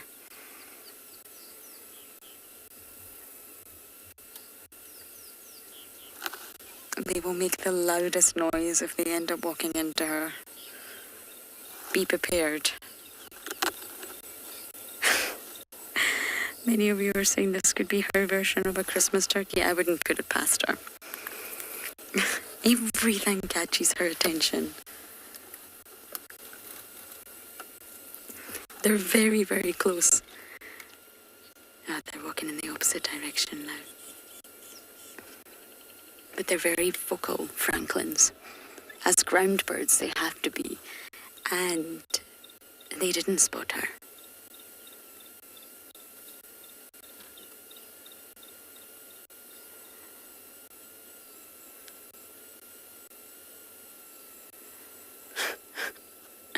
You are some cookie.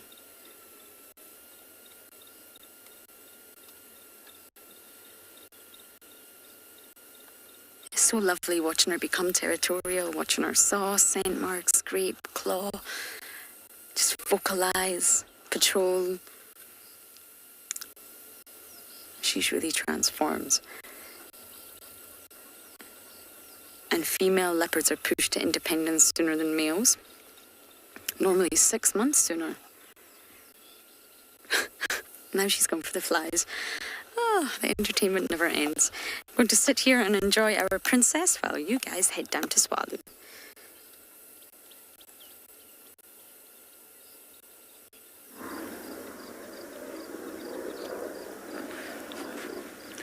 Welcome back to Tswalu. So we're still at Stoffberg Dam, and we just started walking around looking a little bit at tracks. And one of the set of tracks that we actually did find is that of a giraffe that has come into the area, and then slowly it started making its way towards the water. I just want to find a nice and clear track for us that we can have a look at.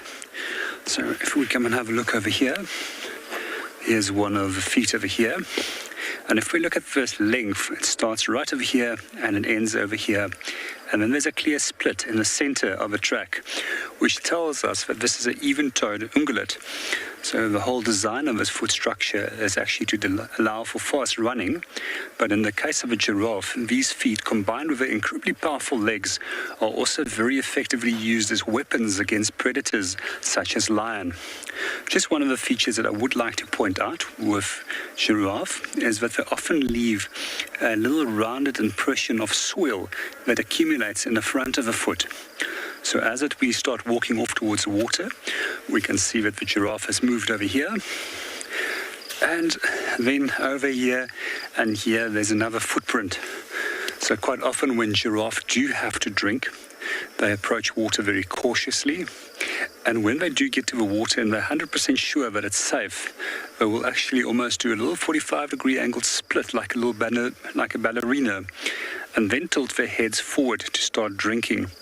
Once they've got a sufficient amount of water in the mouth, they will immediately tilt up their heads, throw their bodies in an upright position, and swallow.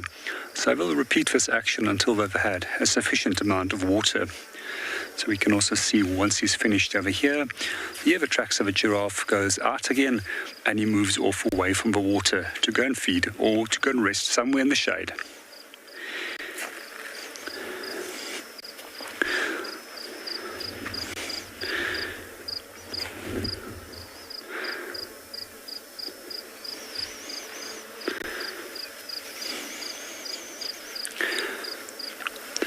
There's also another set of interesting tracks right over here, if you would like to move a camera over here. There we can see a track that almost looks triangular, and then it starts splitting off to the side.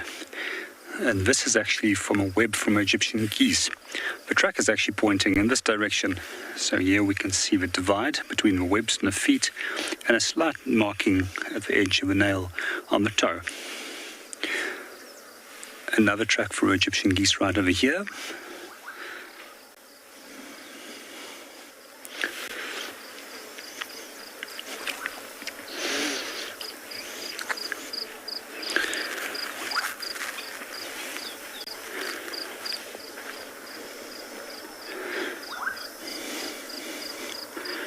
From here, we're going to start slowly moving on, And in the meanwhile, we're going to hand you over to Andrew, who's currently with some elephant.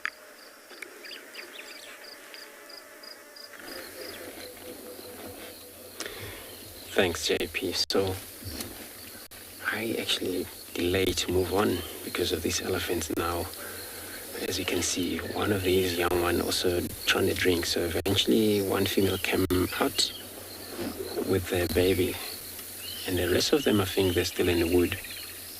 And this one actually was playing very a little difficult for us, kind of like my charge the vehicle and reverse backwards, playing with a stick, throwing away the stick. So it was kind of like a very much behavior for the young one.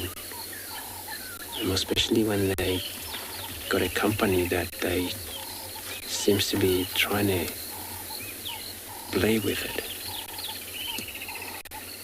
You see, sometimes that's why when they drink wherever it's other animals in that water hole, the first things the young one play mark charge on impalas, zebras and those.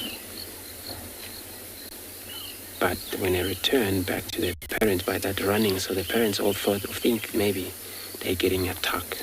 It can sometimes happen, the parents get very angry that way. So where the herds of elephants behave, it's always, the mood can change every now and then.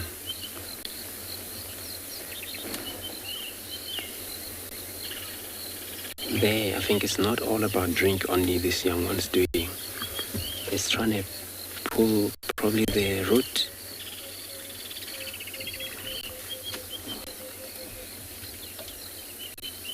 Little piece of grass is trying to catch, but it's very thin grasses, piece of grasses.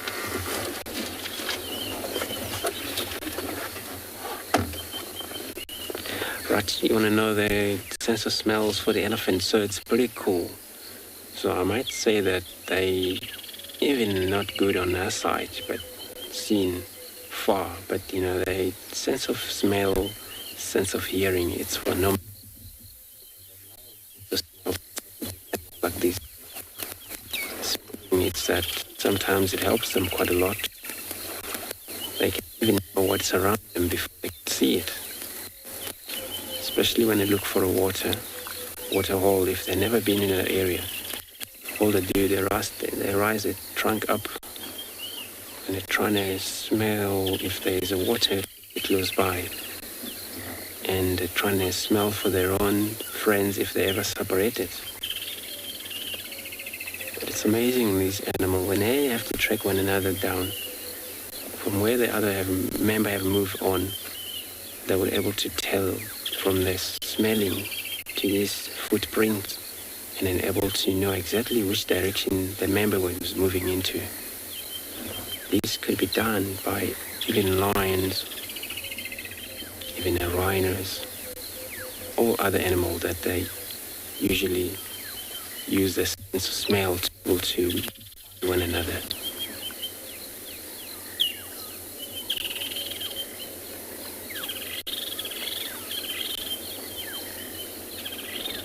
And this one has got a little bit of herbs going to feed on. Grasses, which is, green rain brings a lot of changes to the ecosystems, where now we're looking at these bushes from winter.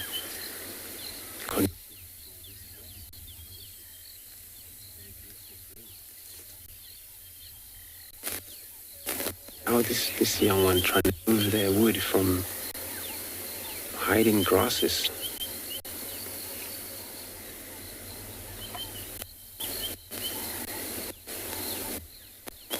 Another one was just trying to communicate. So I'm going to leave them because this one is going to disappear now. I'm going to move forward, search for anything else.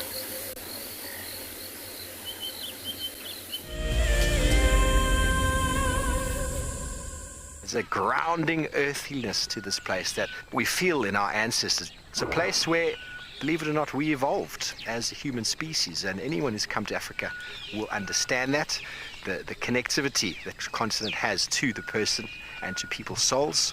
is next level. I'm thoroughly looking forward to taking you on your next adventure when we explore all the small and big things. Catch up with the guides daily here on WildEarth. An ever-increasing part of the global population is losing its connection with nature. WildEarth is here to reduce people's stress and anxiety, allowing you to escape into nature even just for a few hours a day. However, WildEarth is expensive to run, and we need help from you to keep this ship going. WildEarth Explorers gives you the opportunity to be a part of a program that supports the sharing of nature with the world. My name is James Hendry, and I work here at Djuma Private Game Reserve in the Sabi sands on the western fringes of the Greater Kruger National Park. My favorite part of getting questions from viewers is that we get to have long and varied discussions about all sorts of different aspects of nature. Because our audience comes from all over the world, it's very special to have different perspectives from everywhere. If you want to submit a question on WildEarth, you need to register on our website. Once registered, go to the Live Safari page and submit your question beneath the live feed. Have you been watching WildEarth and dreamt of being right there on safari with one of the guides? Well, now you can. WildEarth is offering you a chance to buy a ticket to dream. You or a friend can hop on board a live WildEarth show and join our guide on safari. The ticket is redeemable at any of our locations, anytime in the future. Only a limited number of tickets are available, so don't wait. Get your ticket now and start dreaming. Terms and conditions apply. Behind us, we have a spotted predator, but in front of us, just on the tree here, perched away in the distance, we actually have one of the world's most efficient predators. And it's not a leopard or a lion or a jaguar. It's a dragonfly. They're in a class of their own, the 95% success rate. They are absolutely lethal aerial hunters. They really are remarkable. When we say predators, we have this sort of notion to always think of lions and leopards and hyenas. Yes, they are the predators, the mammalian predators out here, absolutely. The terrestrial mammalian predators. But there's lots of other predators that we do tend to forget about, and this is one of them. And I've mentioned the tracheal system in insects before, because that's really how they breathe. They don't have lungs. They don't breathe through their mouths like we do. They have a tracheal system, and there's lots of little holes that run down the side of their body. And it pulls oxygen in and oxygen through a process called diffusion. Diffuses into the body from that high concentration into a lower concentration in the body. And it's almost like a gradient. And that's how they breathe. They really don't have lungs. And these holes, the tracheal system, they used to be much larger. Insects have evolved to get smaller in size, and these sort of tubes, if you like, are like little drinking straws. They pull in the oxygen. Oxygen fills the straws and then diffuses into the body's cells. So what does that tell you? Straight away, that tells you something. Their respiratory system, oops, that's my game drive radio once again, means that they don't have red blood cells. They don't need to use blood to transport oxygen like we do. We breathe through our lungs, and we require red blood cells to transport that oxygen. Insects do not, so that's why many people think that insects don't have blood. Imagine if they did. Your windscreen would look like a murder scene after driving through the bush. But they do have a blood of sorts. They just don't need red blood cells to transport oxygen. And their blood is called hemolymph. And this is used to carry nutrition and hormones throughout the insect's tiny little body. And it's normally sort of yellowish in colour. It doesn't need to be red. It doesn't need to be ferrous because there's no iron and there's no red blood cells. So it's normally yellowish, or it can be a little bit greenish or a wishy-washy, dirty colour. And that's actually the hemolymph, which is the insect's version of blood, which is really, really fascinating. They don't have arteries, they don't have veins, because they don't need to have that system to transport blood, because it's a completely different circulatory system from humans. And what this means is that the blood, the hemolymph, actually sloshes around in the insect's body. It moves freely between the organs and down to the legs and the wings. It just slushes and sloshes around. It's not held in veins and arteries. Isn't that a great image for you all? Sounds very bizarre. They do have a heart of sorts, so to ensure that there's a little bit of circulation. Just a sort of, not a heart that we would consider to be a heart, but they do have a heart of sorts, and it's believed to be a sort of long tube with lots of muscles and openings on the side and the front. And this ensures that there's a little bit of movement of that hemolymph.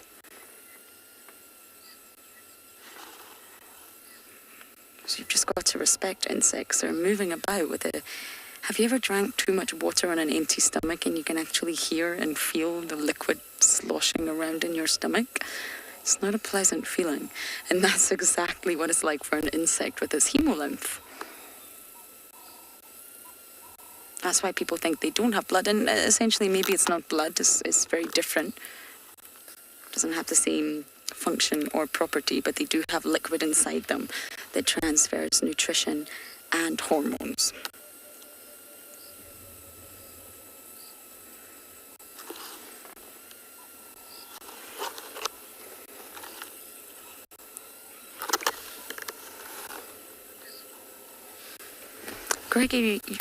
Gregory, you're asking the lifespan of dragonflies.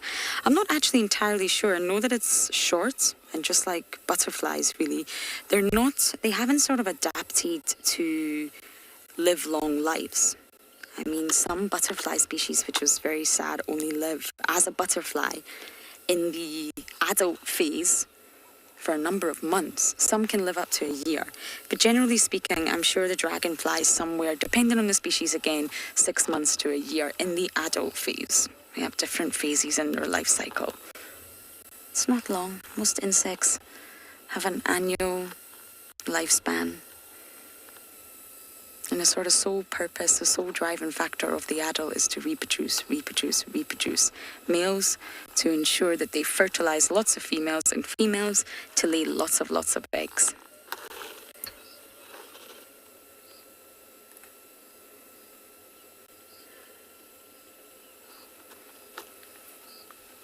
So it's very short, but I think it does depend on the species. There's many different species of dragonflies. LJ, they don't walk.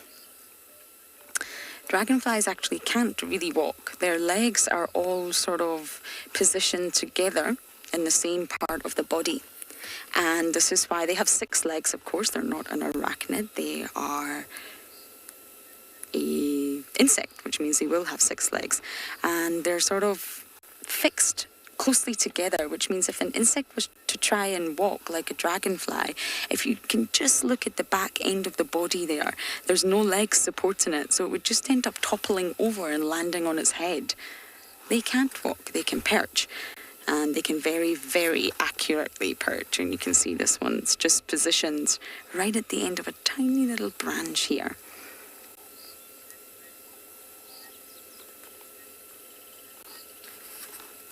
So yes, you'll never see a dragonfly walk. And they can land on the ground.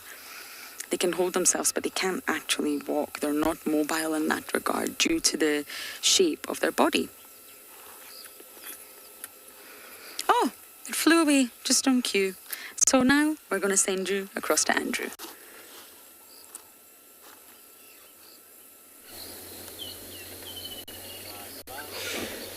Great everyone. So we came to a twin dam right now. As you can see, what creature we find here, it's actually a water monete lizard, or water leopard.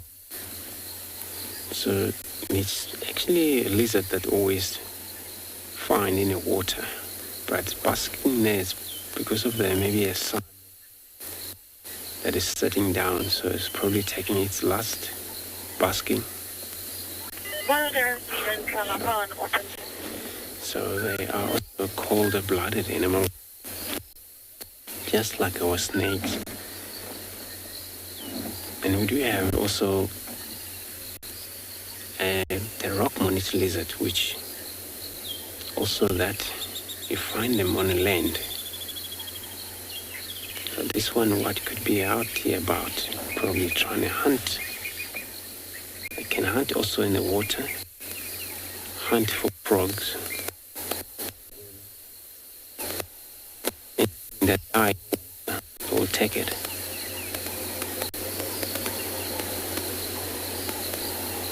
Sticking its tongue out.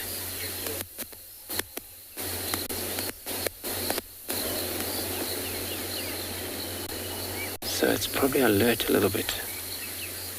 As you can see, its tongue sticking out. Or probably a hole in there. Or hunting method that's taking place right now. Look at that tail.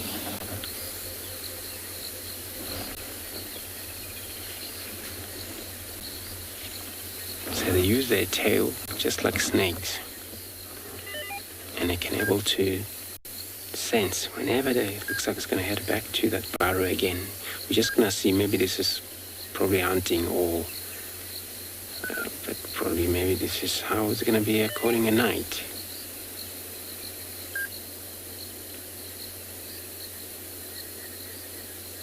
Look at that little band tail.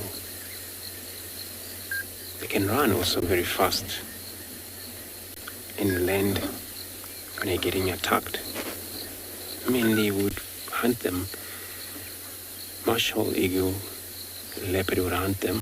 Possible lions, if there are lions around, to see him wandering around. Probably the lion will hunt that thing just for a little bit of a snack and move on. But it's gone.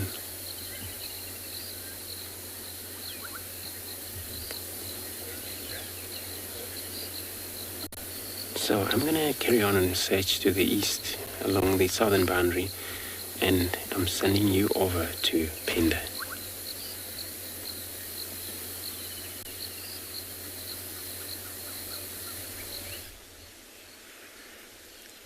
So just as Andrew's water monitor lizard has disappeared into a log, our little dung beetle that we've been watching has disappeared into the grass. It was giving us quite a show. We watched it wrestling with another dung beetle and then quickly scamper off into the left side. He's going to find some softer sand to try and bury that dung ball in. Amazing how quickly they can actually push that dung away and over quite a few obstacles. You know, it's quite a rocky road. I do see some birds just above here. Look at that tree right in front of us too, on the very edge there. So they're just busy pruning themselves, but it seems like Ngala have found something quite interesting, so we're going to send you over to them.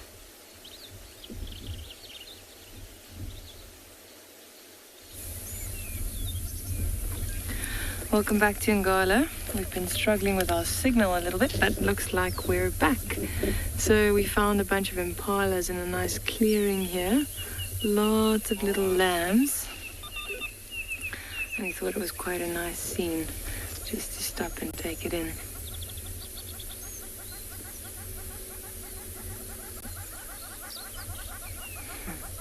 These little ones are so adorable.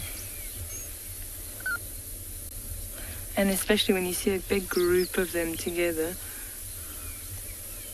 Just the perfect replica of the mother.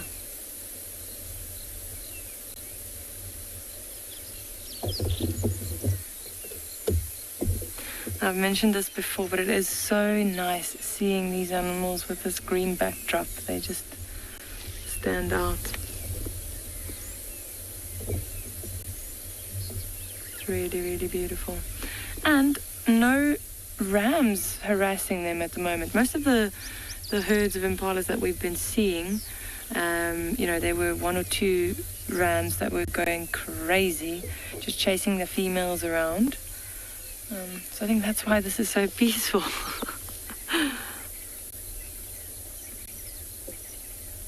Now, towards the end of January, when the days start shortening,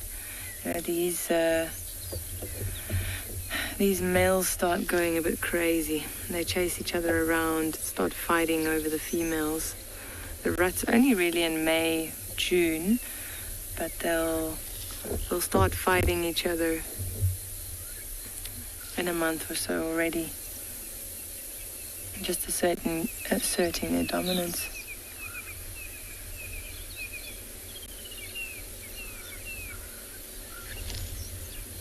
And we had a few warthogs behind them just passing through.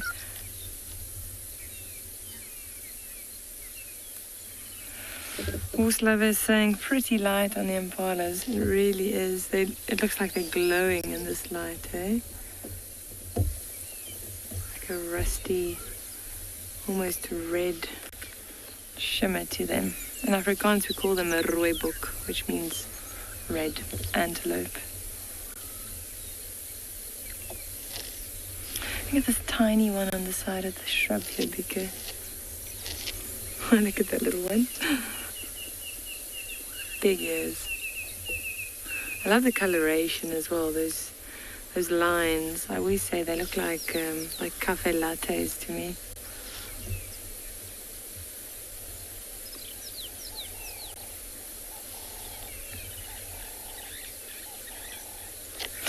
Can't see any of them now, but earlier I've been, I was watching some of the females, and there's still quite a few of them that need to give birth. So we're expecting some more babies. Normally they'll all give birth within like a 3-4 week window.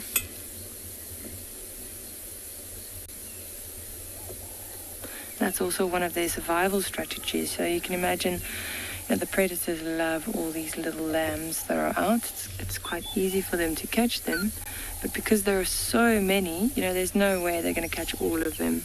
So a whole bunch of them will survive, about 50% of them.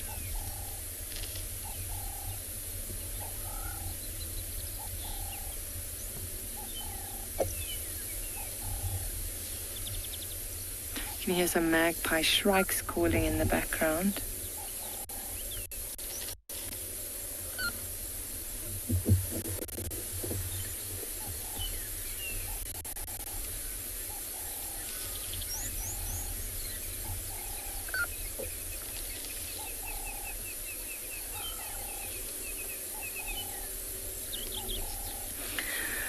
People are saying they can't get over how beautiful Ngala is. It really is a magical property. And the landscape also changes so much from the northern parts to the southern parts. Like, we have the most beautiful Mapani woodlands up in the north. And, in the south, so we're central south at the moment. But in the southern parts, we have these open grassland areas. It really is spectacular, especially this time of year. And then we've got that Timbavati river that runs through the property, 19 kilometers of it. And as most of you know, there's no water in there at the moment, so we have the privilege of driving in the riverbed and looking for especially leopards on the banks of that riverbed. And the leopards love these young impala lambs as well. I remember one year I saw a female leopard, and she had caught 2 little impala lambs and stashed both of them over the same fork in a tree. So we just saw these 2 little impalas up there. I think, it's just so easy, especially when they're still really, really young, and that the predators just can't help themselves.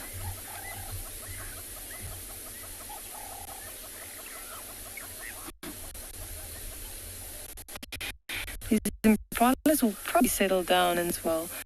We often see them sleeping in these clearings, because you can imagine if they had to sleep in a thicket, it's a lot easier for predators to sneak up on them. Alright, we're going to spend a little bit more time here, and we're going to send you back to Phinda.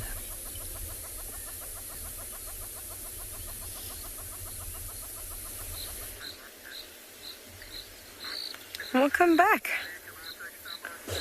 We have found a very old giraffe, and we've stopped because you can see she's in quite poor condition. What caught our attention is the sheer number of ticks that have collected around her skin folds, and if you have a look, you can even see some little wounds right in those skin folds.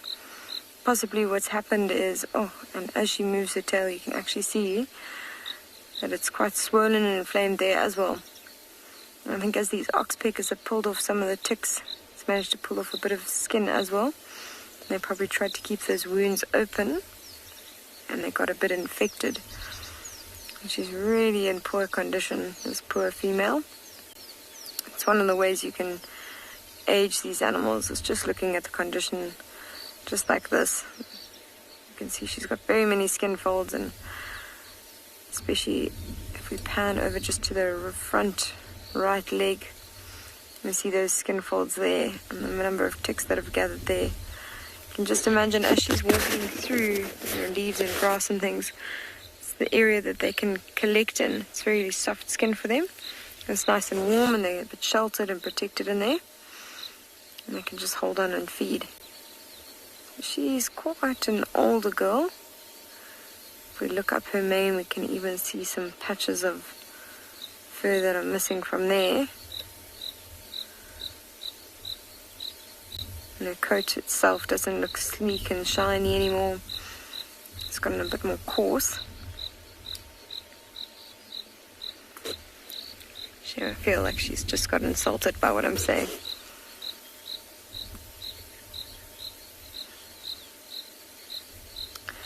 Lola, thank you for your question. We don't tend to interfere in nature. We let nature take its course.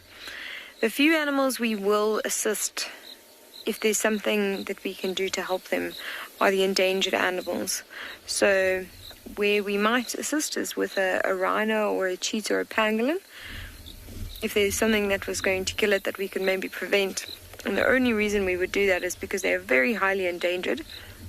And we really don't want to lose any more of those animals. So we need to try and protect as many as possible. Now, with something like a giraffe, this is just a very natural process, and survival of the fittest is a very important part of the natural process here in the wild. So we let nature take its course. You can imagine that a giraffe like this might be a bit easier prey for something like lions, and they also need to feed, so we let nature take its course in this case. I do just feel very sorry for her because there's absolutely not much she can do about those ticks. What she might find is a low-lying stump or something, and then probably just try and rub in between those little folds and try and scratch off ticks, as many as she can like that. That's why sometimes you'll see even giraffes walking over low-lying bushes and rocking back and forth. Let's just try and scratch those ticks off. Nothing's going to be very effective against that number of ticks. But hopefully some oxpeckers come and feed on her soon, and feed on those ticks, and they can help clean her up a little bit. Seems she's finished on that tree. She's probably just going off to another one around the corner to carry on feeding. You just see her head poking there. Let's go over to Tswalu in the meantime and see what they've got for you there.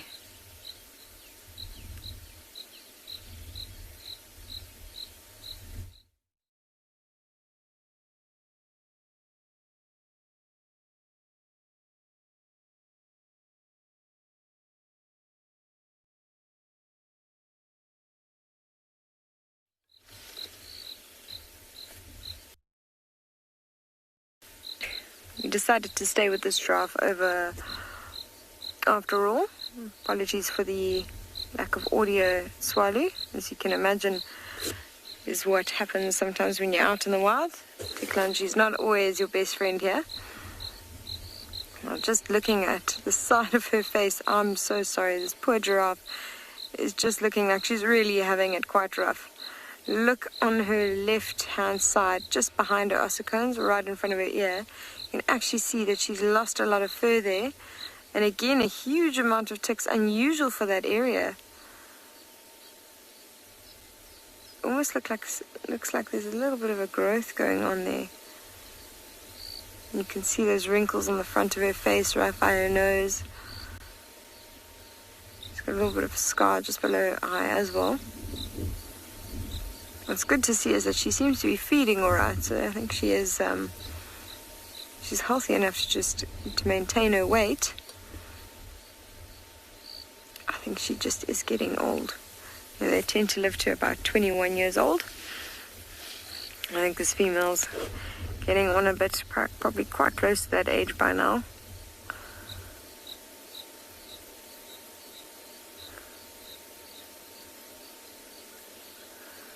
Wonderful to see them feed. You see how she's almost putting her whole mouth around those little branches and then pulling back, stripping those leaves off of those branches. There's no thorns on this one, so she's feeding quite quickly. She doesn't have to be too cautious.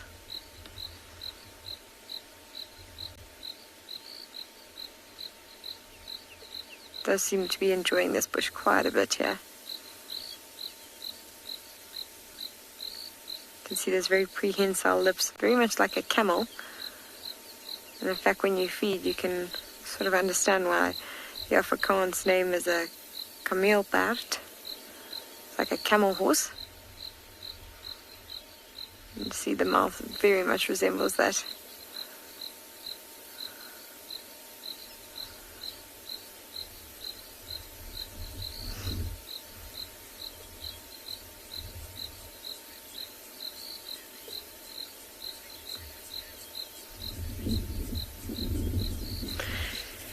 Does he? I don't think she does have cancer. There's a few viruses that affect giraffe in particular. There's one that it's called the papilloma virus, where you see those very prominent warts. And there's another one called giraffe skin disease, which is an infection by a parasite called the falciparum worm. Oh, I've just noticed another female just off to our left. Don't know if we can maybe get her into the shot. But this particular female, I didn't see any signs that she might have something like cancer. You know, you might look for a tumor or some sort of sign like that. I think it's just age that's made her lose a bit of condition. Here's another younger female. You can actually compare these two really nicely. If we have a look at her face and how much smoother it is. She's got a few wrinkles, but just generally her condition looks much, much better. She's walking right out into the open for us. She has actually lost a bit of fur in the middle of her neck.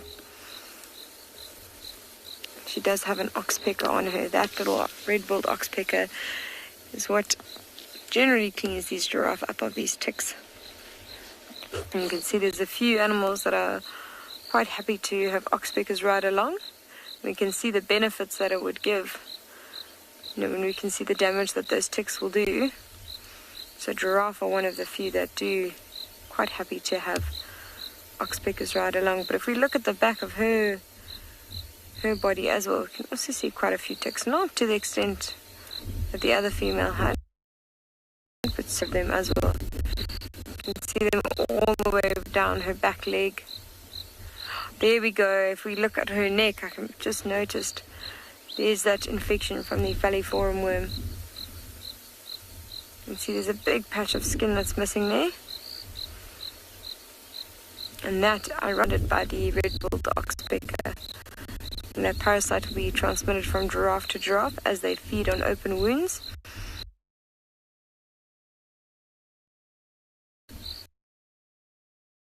That parasite will take over and form a crust on the skin there, causing it deadly. As you can imagine, it's not too pleasant either. So that's one of the diseases that we get on the giraffe. You can actually see that it's just moved. I was going to say the red-billed oxpeckers on the tail, starting to feed on all those ticks right below the tail there, where we know that there's a huge congregation.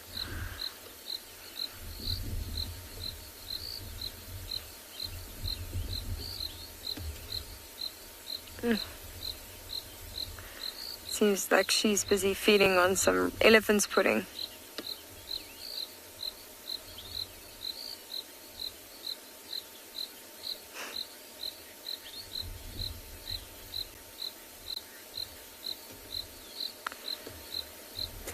Jerome, thank you very much for your question. It will indeed go into parasitism. And that's just in the instances where it actually affects the giraffe negatively. So, for instance, when it passes on diseases like that falciparum worm, and also when there's a wound on a giraffe, the oxpecker will actually keep it open on purpose. It will pull off bits of skin and want to try and keep feeding on the blood, in which case it's more of a parasitic relationship as opposed to a mutualistic relationship.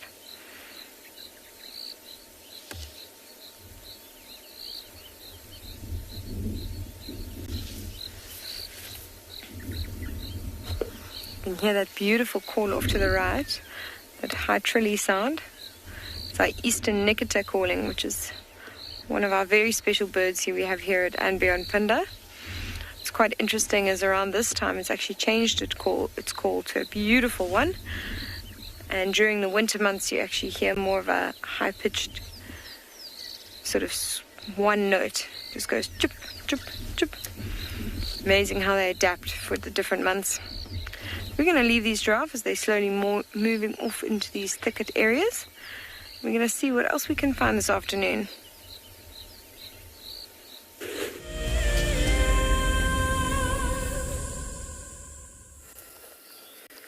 Our princess is still very flat, so we're just admiring whatever else we can find in the area. And this is one of my favorite flowers to find out here. This is the crinum lily, and it can also be called the candy stripe lily, if you like. And it's really spectacular. The coloration, especially when it's open, that pink color, you can see exactly why it's called candy stripe. And they catch your eye immediately. If Marcel's able to just sort of zoom out a little bit, you'll see how striking they are against the greenery. You normally find them, or you start to see them, in early summer, if you like. And underground, there's a really, really large bulb. That's what they're supported by. And as soon as the summer starts, early summer, that's when you start to see these crinum lilies. And they grow very large. I'm not sure if you can sort of gauge that from looking at it from where we are, but they're actually very, very large. Got very prominent flowers. Get lots of different types of lilies, but this is my favorite one out here. I also love to see the flame lily. On the pretty corner, about east. Sorry about that, that's rather loud. Lilies are found all over the world. They're a herbaceous flowering plant. But I think the lilies that you get out here in the low veld are definitely my favorite. What a perfect spot.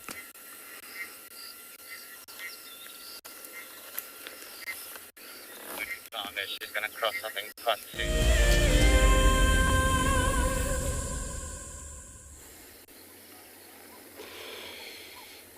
Great, everyone. So we're back into the big lake over here where there's a lot of people. I'm saying a lot of people. There's quite a few group in here that you can see right close to us. But there was another group further distances. It's cool because then this is now it's getting into the time where whenever it's dark taking places, they'll move out to graze, eat grasses. And the whole night they'll do that.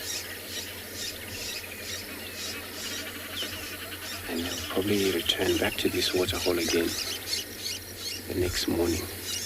Around 3 o'clock, maybe 4 o'clock, depend how. When they get full very quickly, when they like to return back to the water, anytime they can come back to the water.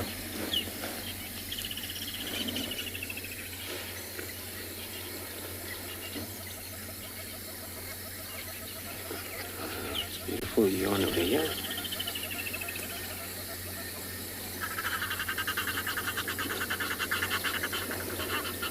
So they practice yawning every time, either when they're threatened or when they're luck to do that.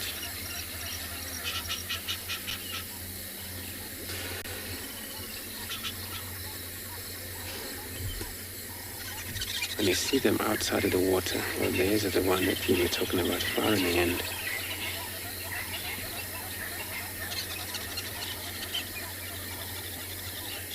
Highly. So they quite a lot of grass they eat for sure, and maybe a bit of herbs, but they would prefer grasses. And then I've never actually seen them browse, but they eat grass. So reeds, if it's ever reeds in this river, they would go spend a lot of time in the river. It's also cooler in there. And they would feed on the very new shoots of reeds.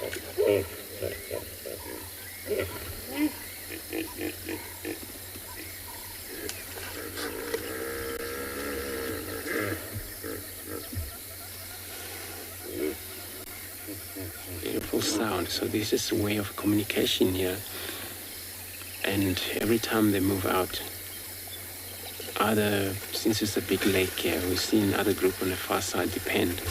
They might have maybe joined up, or each group moved independently.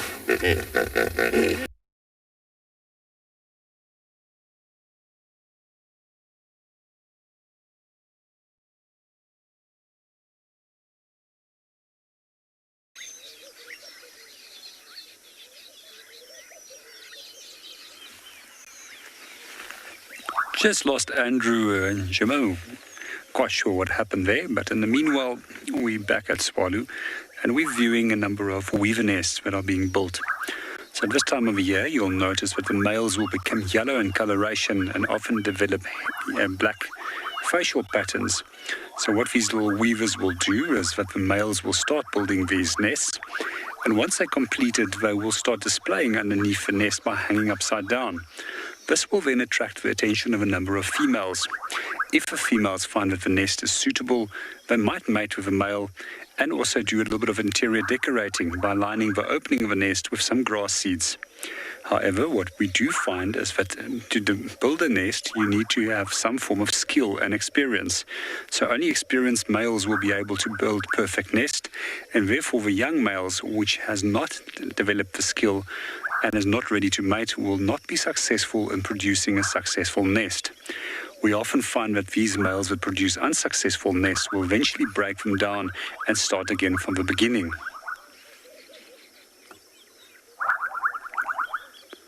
Many of these weaver species are also parasitized by one of our cuckoo species, which is fairly common in South Africa. This is known as a Diederik's cuckoo.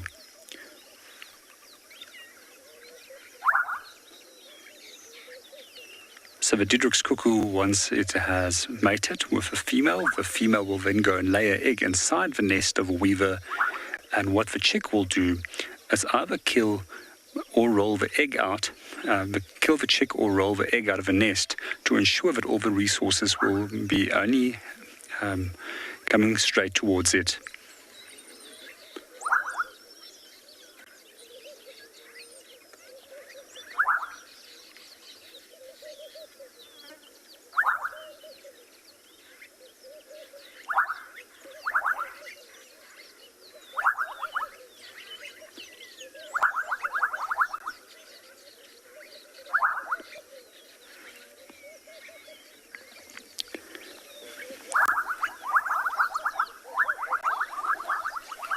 There's a large number of different birds that we are viewing in the camera at the moment. They range through from wattled starlings as well as red-billed quailias. And red-billed quailias is also quite often known to exploit areas where sufficient rain has come in and sufficient food is available. These birds are also quite often known as one of the most abundant swarming species of birds. It seems the quailias have moved off, but the wattled starlings are still up in the tree.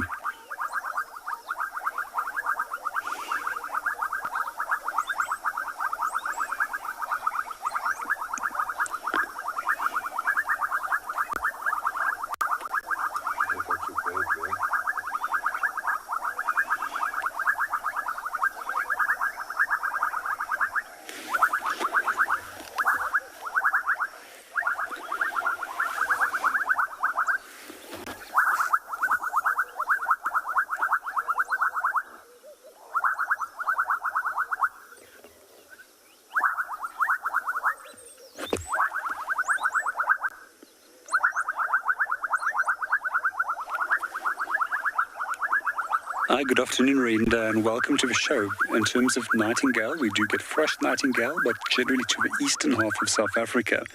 And they prefer very well-wooded areas, especially grevia or raisinbush thickets quite close by to riverine areas. I can remember a few years ago, I actually went to go and twitch one at Lower Sabi. It took me all of 2.5 hours to actually locate the bird after hearing it. I can remember that I actually had to lay on my back underneath a shrub and view the bird from above. Pan for me out quickly in front of us. There's birch or sandgrass that just came in. Okay. You got him. Ah, beautiful. This was a bird that we were looking for earlier. This is known as a shaft-tailed wider. It's one of the brood parasites that we have in this area. And once they've attracted a female and mated with her, the female will move off and then go and parasitize the nest of a violet-eared waxbull. And then the waxbulls will raise the chick for her.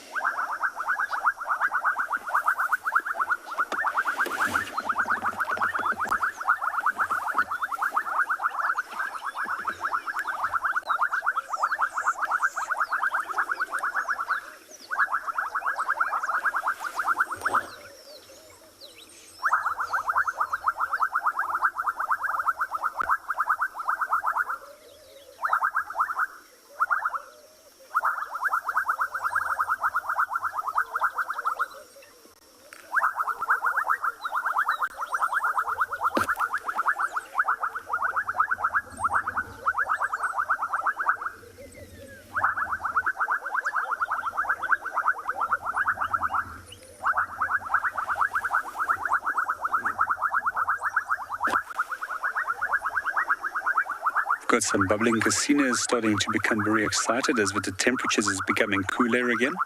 That's a frog species that we discussed in yesterday's program, where the males are currently calling to attract females.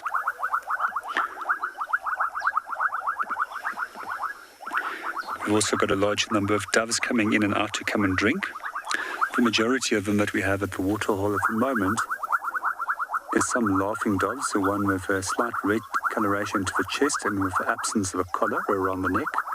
And then the two just directly to the right of that, one just flew off, is known as a ring dove, or previously known as a Cape turtle dove, which has got a little black collar around the neck.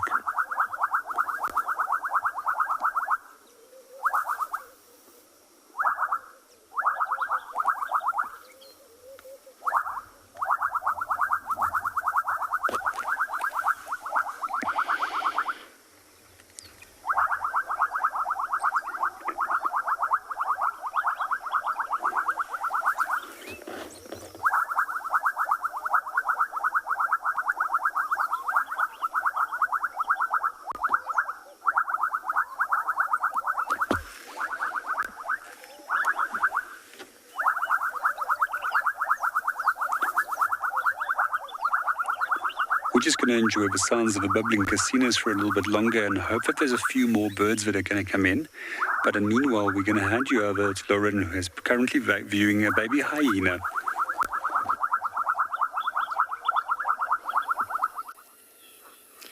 We are having the most incredible time at the hyena den. June is here, the adult is here, do not worry. And the little cub has been running around, not wobbling or crawling or running at high speed around the den. It's been absolutely magical. And I just want you to come and say Merry Christmas. Kalahari is flat, but I promise you within the next 20 minutes we'll go back again. I want to spend time with Kalahari, but she's gone straight back into the thicket and you can barely even see her. Merry Christmas, guys. Oh, cub, please come back. It was so magical. It's jumping, it's running. The other ones are biting it. She's biting the other ones, all in play.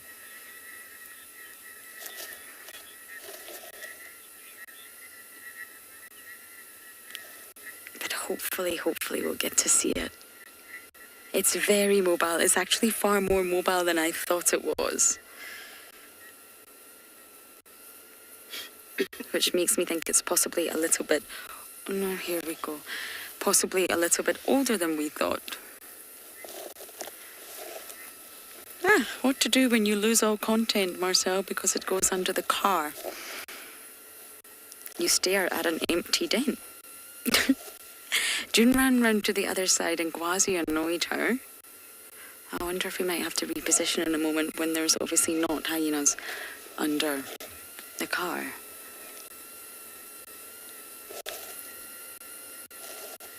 Oh, little one, come back. Oh, I really, really hope we get visuals of this little one again, but for now, we're going to send you across to Ngala with an eagle.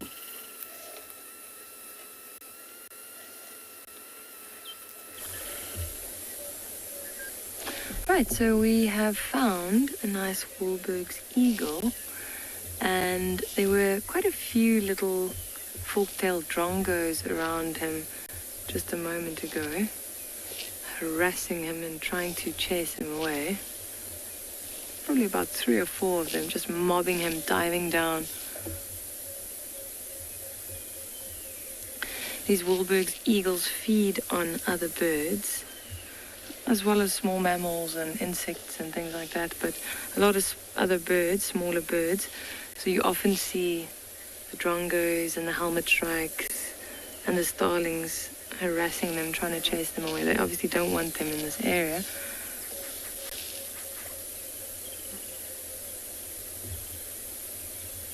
Otherwise their chicks or friends might become this eagle's next meal.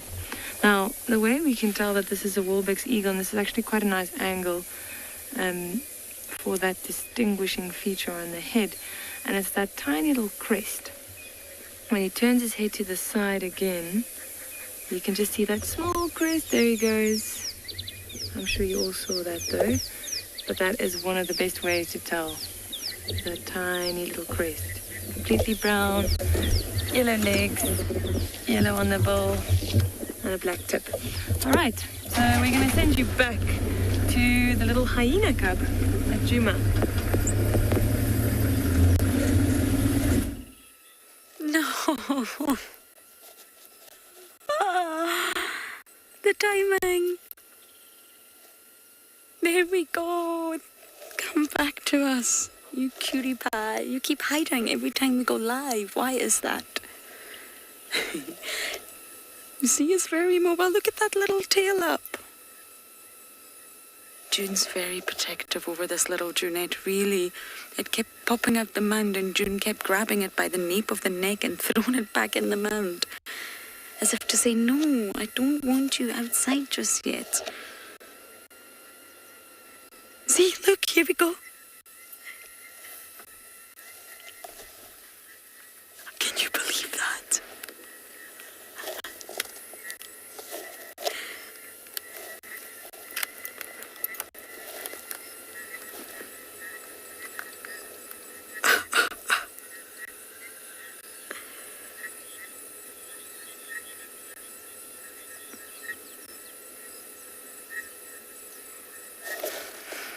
I can't believe June just did that. She's determined to keep that little monkeys in the den.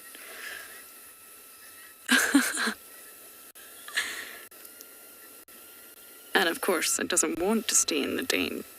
It's learned that there's a whole other world out here. Oh, June. Now, the reason I came here, I know Andrew visited earlier, but there wasn't an adult, was just to also check who's here. Marcel and I both estimate that Kalamba's kill's about 750 meters away, maybe in a straight line. That's not far, and it's a large Impala. I still don't know whether it's male or female. But it really won't take long until someone picks up that scent. Will Kalamba care? I have no idea. But I just thought it would be really interesting to see who's around the den, what adults are here, and then go back to Kalamba's kill and see if it's still in the same position. She does this a lot, Kalamba. She sometimes just decides, well, not to hoist. I don't know why. Maybe it's because she's got so many kills everywhere, she doesn't need to hoist.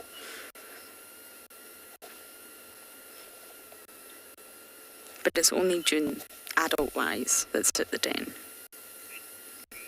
And I'm so glad we got to see that little one, because it's now milk bar time, and most likely it will fall asleep under Mummy's tummy. The den is very active these days, which is wonderful news.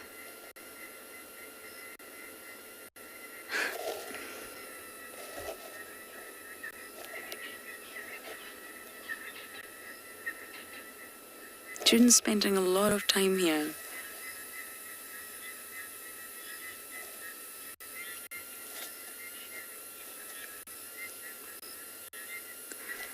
Lana, they utilize one den at a time, but they will move, if that makes sense. So they have a sort of network of mounds that they will use, that they can hop between. And what happens when a mother first gives birth, for the first 0 to 4 weeks, give or take, she has a natal den, a den of her own that she doesn't share with any other female or any other hyena. And that's just her and baby time. It's like a baby moon, because they are weak. And although the other hyena cubs wouldn't necessarily hurt the cub, indirectly it could. They're big, they're boisterous, they've got powerful little jaws. So the mother normally stays at a natal den for up to 4 weeks, but it can be longer if there's lots of cubs of all ages around, which is exactly what we've got here. And then the mother will bring, what we actually saw June do on the dam cam, bring the cubs from the natal den to a communal den. So this is a communal den, everyone can use it. It's sort of like a gathering place, a meeting point, and all the cubs are stashed in here together, which is a crucial point of the cub development because they're such a social animal. But they can use different communal dens. If this one gets really smelly and the parasite load builds up and it gets too unhygienic, then they can move to the next communal den. But they'll only have one operational communal den at the one point in time, if that makes sense.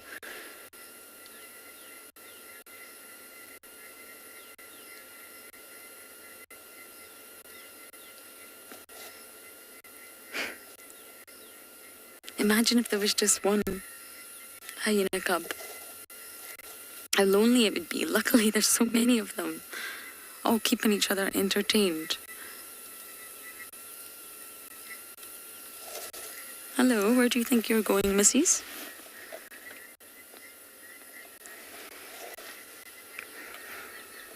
Oh, there's Shimbulu limping. Do you see him, Marcel, the one that just came from the back? He's got a limp on his back, right leg.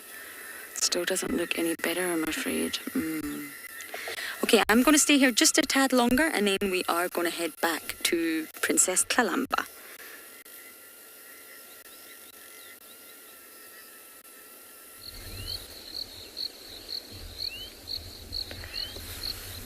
So as you can see, we've been very lucky and found ourselves a female cheetah lying out in the open here.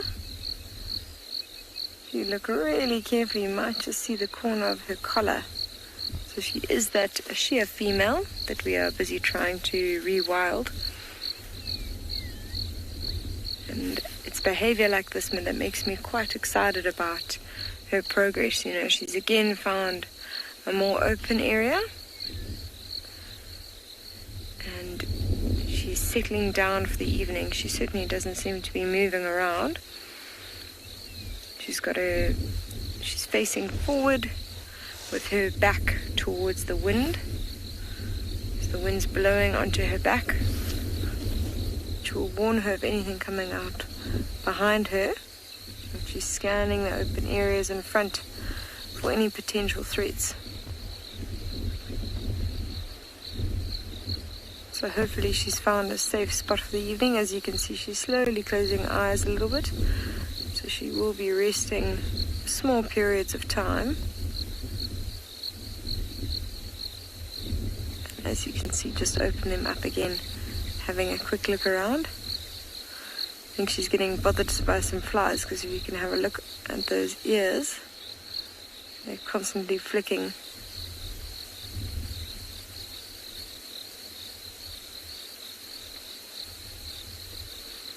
You can imagine how much energy it must take to constantly have to be alert.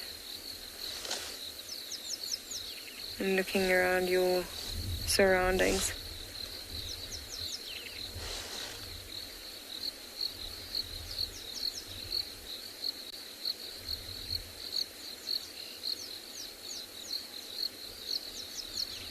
Just taking a minute to listen to the birds. It's really beautiful afternoon at andBeyond Phinda here. It's actually, the view we have is quite stunning. You know, we've got this cheetah in the foreground.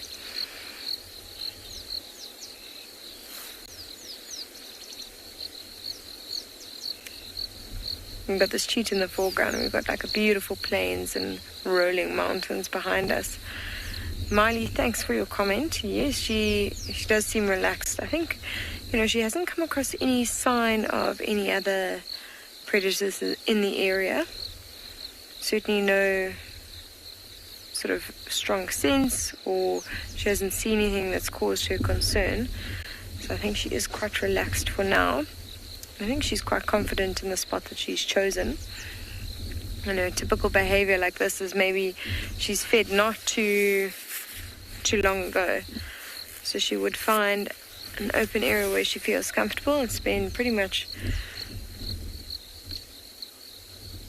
the entire time while she's digesting in those open areas. There's no need for her to move around too much until she needs to hunt again.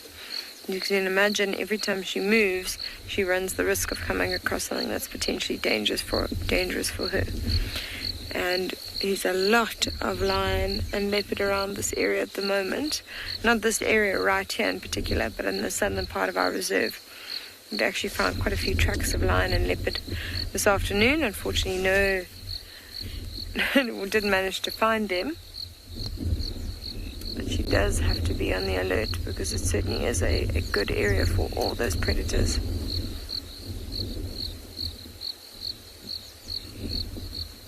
It's actually making me sleepy watching her close her eyes slowly.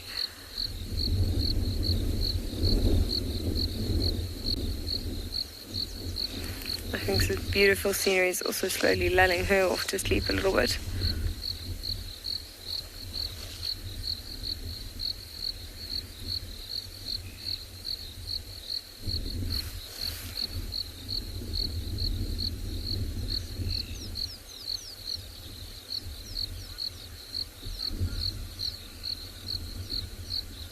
So I think what we'll do is we'll stick with her for a little bit and see if she decides to get up and move. I don't think she's going to do very much for the rest of the afternoon. But in the meantime, we're going to send you over to one of the smaller but still very special animals that Tswalu's managed to find. Welcome back to Tswalu. We're currently looking at some ground squirrels at the moment, busy eating. It's quite a wide range of different plant materials which we're seeing them feeding, but most of the time they're feeding on fresh grass shoots, and these probably have a very high amount of protein in. I'm not quite sure what this little one has been eating. So generally when grass shoots are quite fresh compared to grass that's old and yellow, it holds much more nutritional value. So one of the things that we have noticed with these ground squirrels is the majority of them is all females, of the ones that we can see so far. And it's mentioned in one of the previous episodes that they live in separate male and female groups. And it seems as if one of the females might potentially be pregnant. Her belly is incredibly big at the moment. So these little guys will give birth to approximately 2 to 6 young. And they carry for approximately 40 to 45 day gestation period that they have. I was also recently asked if they are larger than cane rats on a question, and if we compare them in weight to cane rats, I did a little bit of research on it again. These guys seldom actually weigh more than 1 kilogram compared to the cane rat, which has a potential of reaching weights of up to 4 to 5 kilograms in weight.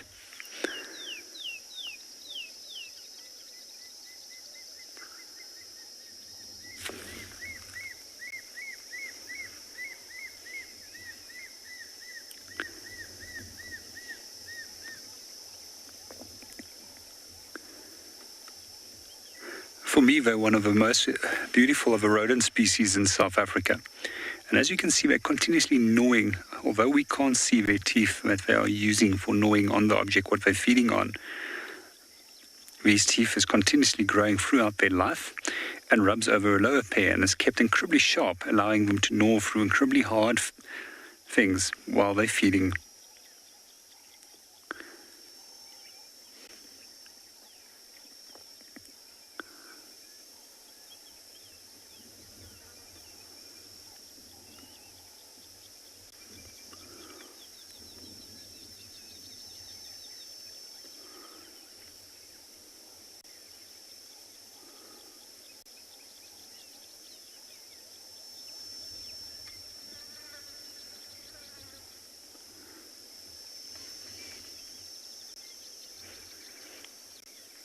For those of you who wonder what is the largest of the rodent species in South Africa, that honor goes to the Cape porcupine, which weighs in up to as much as 18 kilograms in weight.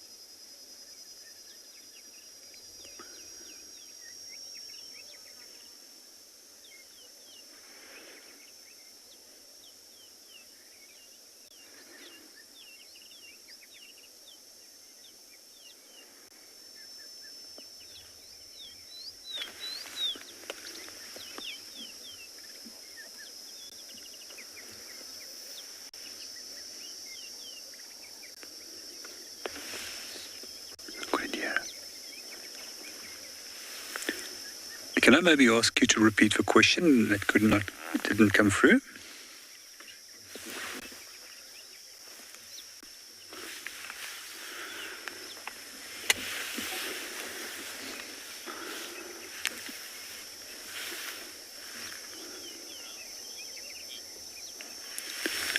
Good afternoon, Robert, and welcome to the show. To answer your question, they virtually feed mostly on plants, bulbs, and small little plant materials, but they also will often feed on insects such as termites, especially when there's harvested termites feeding out in the daytime during the winter, and also when there's termite elates that are erupting in the area.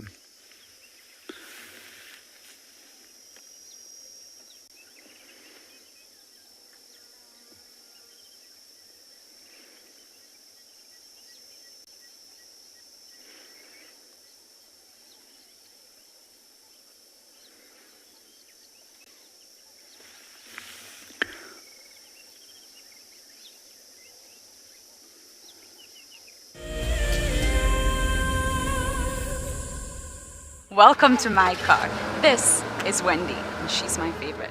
She would love to have your name engraved on her so you can be with her every single time she goes on a safari here in Djuma. If you become a WildEarth explorer, you will have the opportunity to buy an engraved tag which we will attach to her. We will make sure to send you a digital picture to show you exactly where you are sitting on her. You will have front row seat in every single sighting. Guys, just watch what's happening. See, watch the elephants, watch the lions. See, the first ones to run are the cubs. Can you see them? They are right here. I'm not sure how scared you were, but I was quite nervous. But absolutely incredible. Expect the unexpected here on WildEarth daily. Have you been watching WildEarth and dreamt of being right there on safari with one of the guides? Well, now you can. WildEarth is offering you a chance to buy a ticket to dream. You or a friend can hop on board a live WildEarth show and join our guide on safari. The ticket is redeemable at any of our locations, anytime in the future. Only a limited number of tickets are available, so don't wait. Get your ticket now and start dreaming. Terms and conditions apply. My name is Ross, and I'm a field guide at andBeyond Phinda Private Game Reserve. I love getting questions from guests on WildEarth because I love sharing and learning information about nature with new people, and it also makes me feel like you're all joining me in real life. If you want to ask a question on WildEarth, then you need to register on our website. Once registered, go to our live safari page and submit your question below our live feed.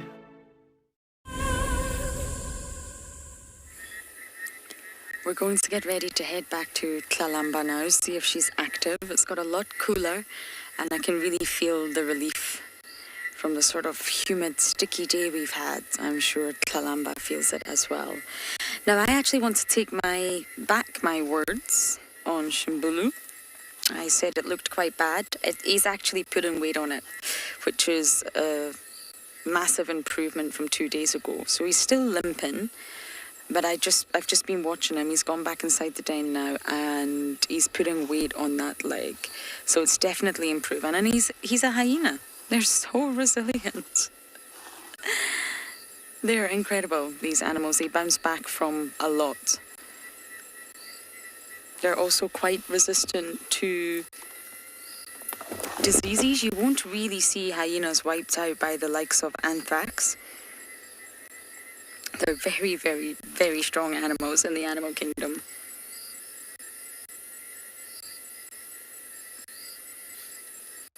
And they enjoy a really long life out in the wild. Can live up to 20 years. And because of their hunting and scavenging lifestyle, they're going to be exposed to all sorts of pathogens, a huge array of pathogens. And that's why oh, hello. You just don't want to stay put, do you? There's a world you want to explore.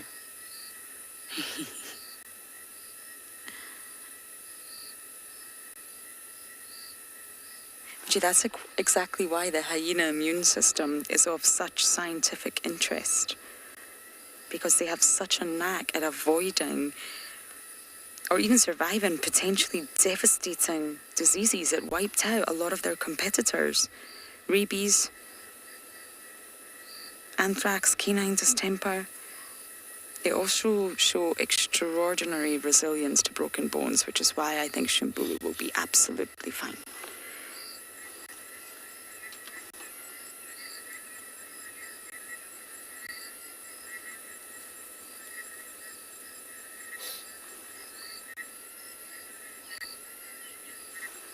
It's due to the high levels of calcium that they consume that can repair the broken bones, and also the extremely acidic hydrochloric acid in their stomach destroys everything as soon as it enters the stomach. It doesn't give it a chance to reach the intestines. It doesn't give it a chance to cause any imbalance in the gut flora.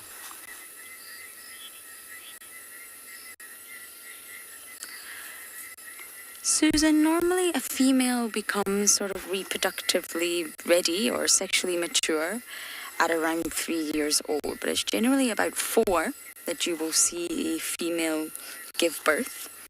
And because of the really prolonged lactation period, which can be up to 2 years, so on average 18 months. Look at Corky's little one here. You see that with the tail up?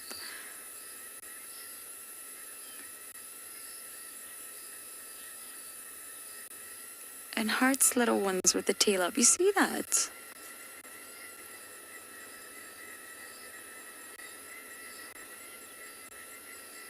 They're practicing dominating June here.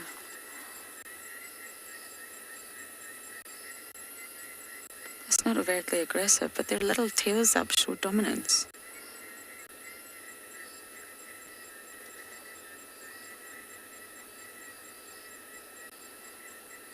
Wow. And I've completely lost my train of thought there. FC will remind me what I was talking about.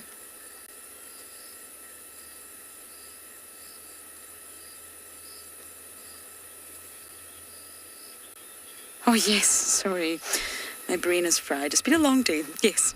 4 years old on average, depending on their status and their environment and clan numbers, they will start to give birth. And the prolonged lactation period of up to 2 years normally means they can have a litter after every 2 years. It depends on a lot of factors, and they have long lives. So technically speaking, they can have a lot of cubs throughout their lifetime.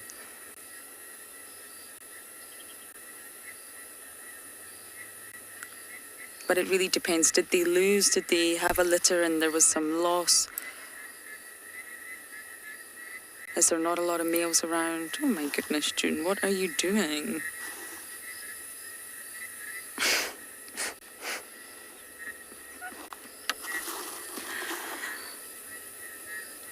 She's not settled, is she, until she knows that little one is safely in the den. It's probably because she knows the other cubs could technically dominate that little one. It's too small, isn't it, June?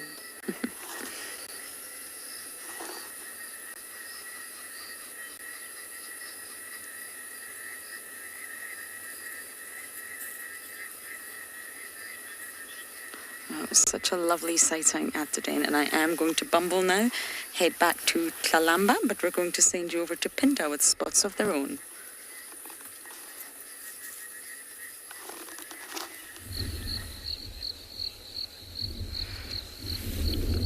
So this female cheetah is still lying very much in the same spot that she was earlier. I think we were really right in saying this is where she's going to probably settle down for the evening.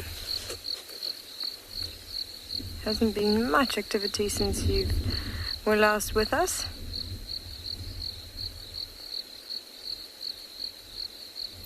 It's beautiful to actually have a look at her through this waving grass. Just see that gentle breeze blowing slowly past.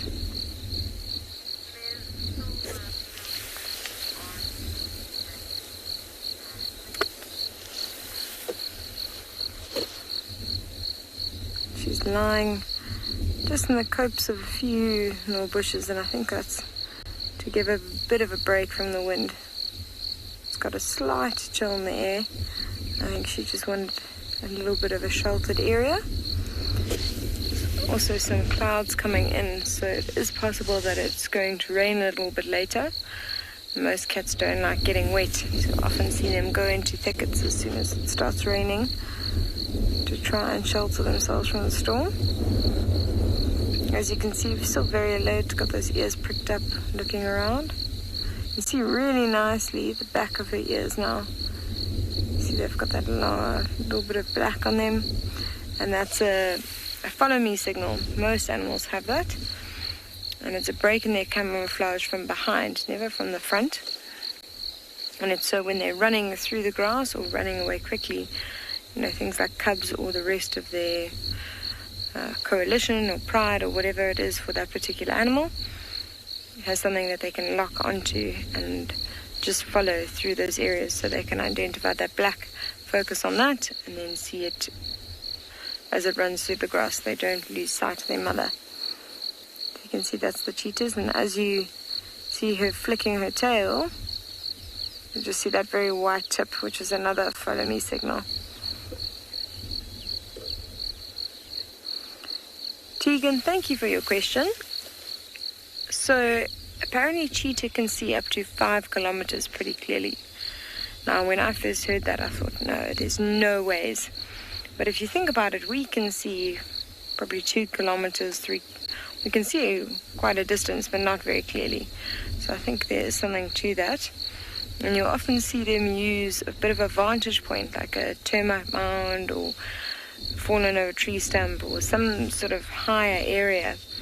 And they do that so that they can actually look further and they can maybe spot something from far. The advantage of that is that if they see their prey from far, then they can also identify which way they can stalk up to that prey from quite a distance. They can notice little thickets or anything that they can use to get as close to the prey as possible, because even though cheetah are very fast at accelerating, they still need to be at least within 70 meters, but 70 meters is really far for a cheetah. So even closer, the closer the better for them to stalk up can see that collar on her really nicely now. She's just got her head up and is having a good scan around. Oh, she is so beautiful. They have the most beautiful colored eyes. Sort of an amber color.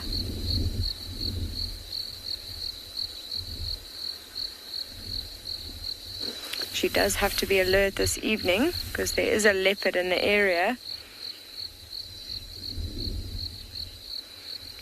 So, Wiley, king cheetahs are a genetic variation that is very rare to occur. As far as I know, there's no wild king cheetahs in the world at the moment, but it is a genetic mutation that can come back at any time. So that is why they are so incredibly rare. And also just because, the cheetah population itself is so small, we've only got 7,100 left in the world. So any sort of genetic variation that's not the more prominent gene or common gene is going to be very sort of difficult for them to become more apparent. With a bigger population, you would see more and more of those variations, but with a very small population, chances of that occurring are much smaller as well. Also, all the genes we really started this population from a very, very small gene pool. So you can imagine if they were sort of more inclined, or the genes of that king cheetah have to come from a very, very small select gene pool, which there's not a lot of. I don't know if I'm actually explaining myself correctly here. But yeah, so we've bred these cheetah out from a very, very small gene pool, and it's one of the reasons our cheetah are very endangered and very prone to disease, and it's something that we're trying to actually fix by starting little populations in new reserves, new areas. So what we do here at andBeyond Phinda is whenever we have enough cheetah, we will send a breeding female to another reserve so that we can start a new population with a just different sort of genetic variation. And exactly here, we're now trying to bring new genes with this female cheetah. Try and bring in genes that aren't from the wild cheetah population at the moment. She's from a rehabilitation center, and so carries a different genetic code and will create a lot of sort of genetic variation within our population. So we're really hoping she manages to survive. And hopefully we'll raise some cubs of her own here. I did actually hear an alarm call off to our south. And like I said before, there is a leopard in the area, so she does need to be a bit cautious this evening. And funny enough, Djuma have actually found one of those animals themselves, so we're going to send you over to there.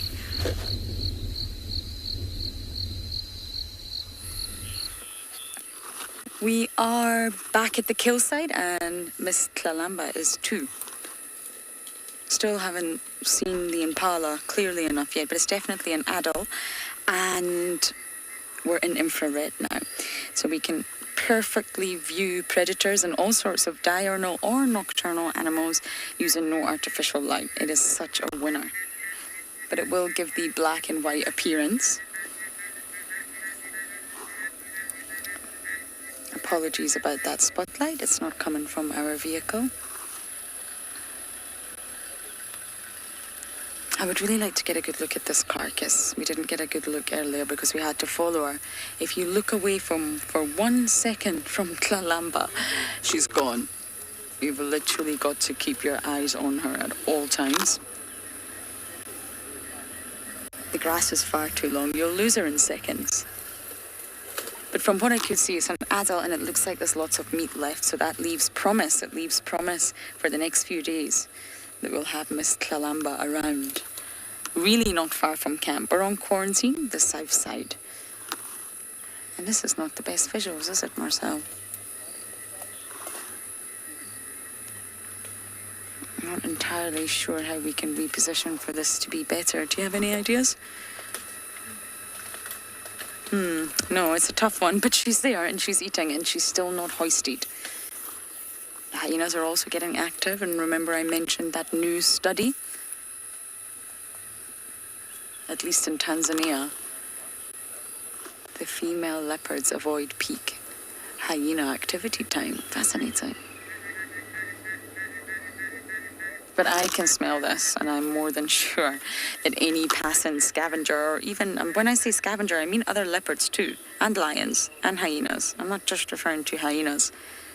If they smell this, they'll be right here. Okay, I'm going to try and better position with no promises, but for now, we'll send you across to Ngala.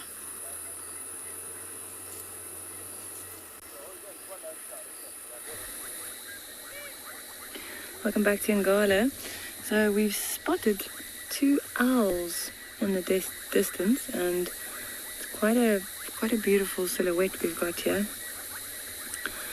At first sight, I actually thought it was Rose eagle owls, but then they started calling, and I don't know if it's a little bit too far for you to hear.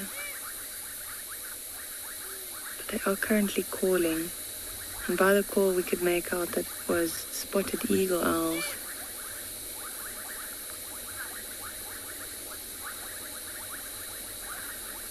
How beautiful is that sky in the background as well.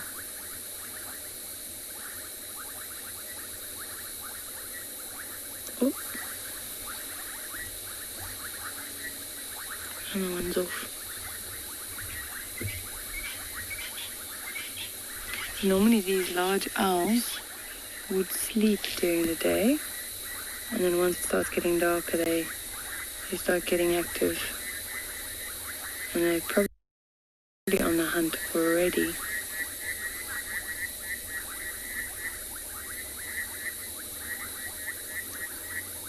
What you can probably hear is the frogs around us. So there are quite a few puddles of water on this road, and you can hear all the different kinds of frogs calling. Mostly bubbling casinos.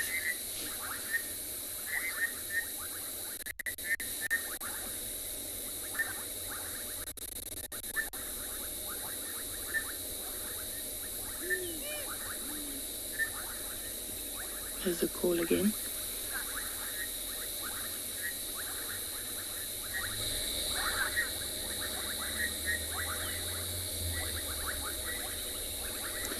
So these owls will hunt small rodents or small mammals, but also insects. And we've actually noticed quite a few termite mound eruptions on this road. So they'll definitely also catch those alates that are flying around at the moment.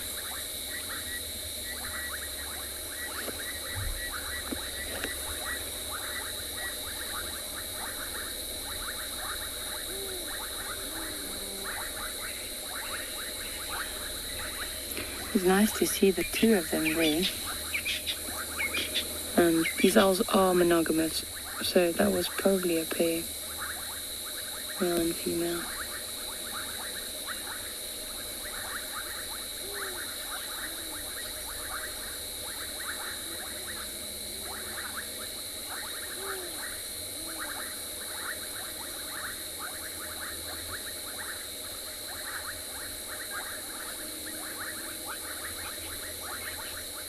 Right, we're going to continue and see what else we can find.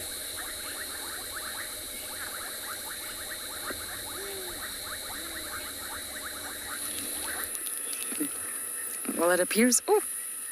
There's not much of this carcass left at all.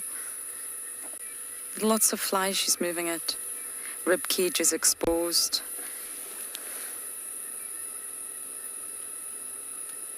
I definitely think it's an impala. I didn't see horns there, but I didn't get a good enough look. She's considering hoisting. You see that look? She's checking out the tree. It's the same marula from earlier. It's actually the perfect leopard tree. Oh, we're going to move.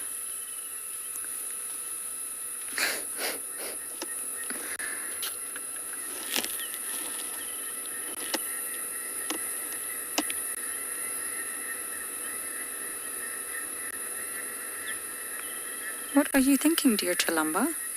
She hears something. Oh, she runs. Hyena. I knew it. Is it June? It's June.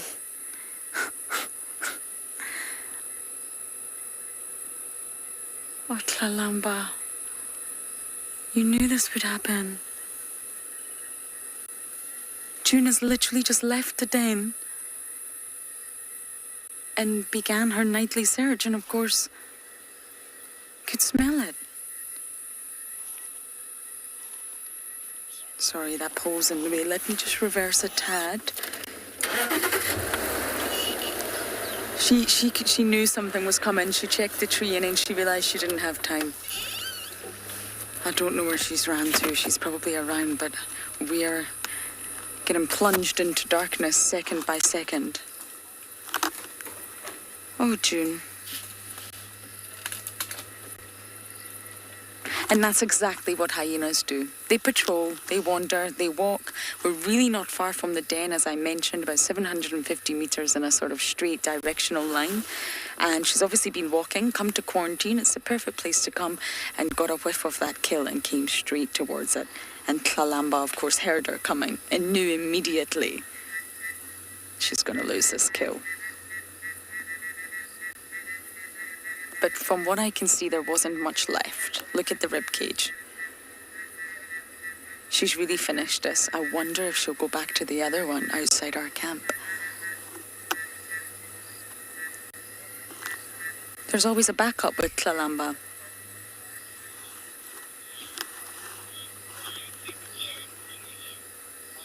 Lee, absolutely not. 100% not. Not even a... There's not even a chance of that happening. This is just exactly what hyenas do.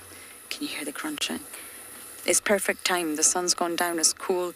You can breathe now from that stifling heat, and all nocturnal predators are getting active. And that's exactly what happened with Kalamba. She got active and came back to the kill. I knew I would find her here once it got a little bit cooler. And June just started her nightly patrol.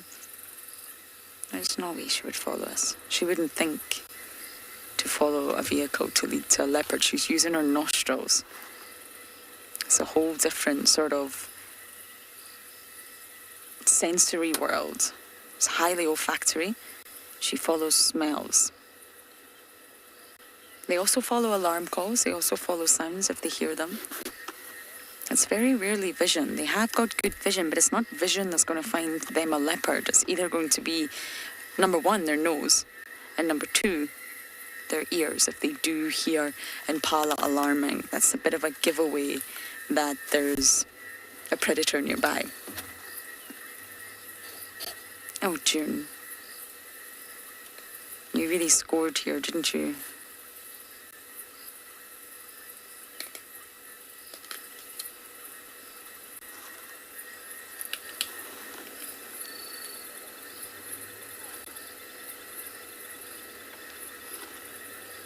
June's so much bigger than Kalamba. Kalamba's a big leopard, but nothing in comparison to June. So it was just a case of drop the carcass and go. Get out of here.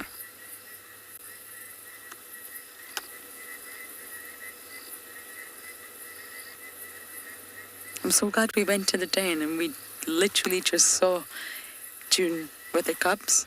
And here she is now.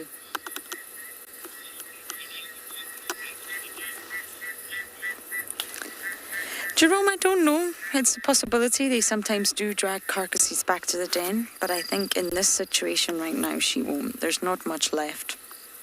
And it wasn't her kill. It's stolen. She knows that. She's scavenging. And I don't think she will in this situation. But they do bring carcasses back to the den sometimes. They have to. Depends on how hungry the mothers are. They also need to sort of keep up their nutrition. They're lactating. It's very energetically expensive to lactate.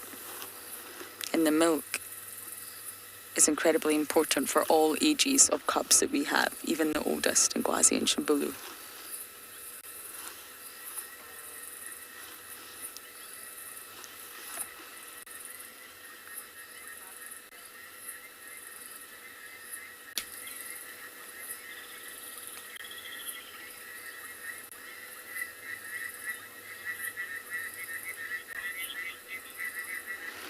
Okay, I can see all the vehicles furiously looking for Kalamba, so we may join in on the search. But for now, let's go across to Phinda.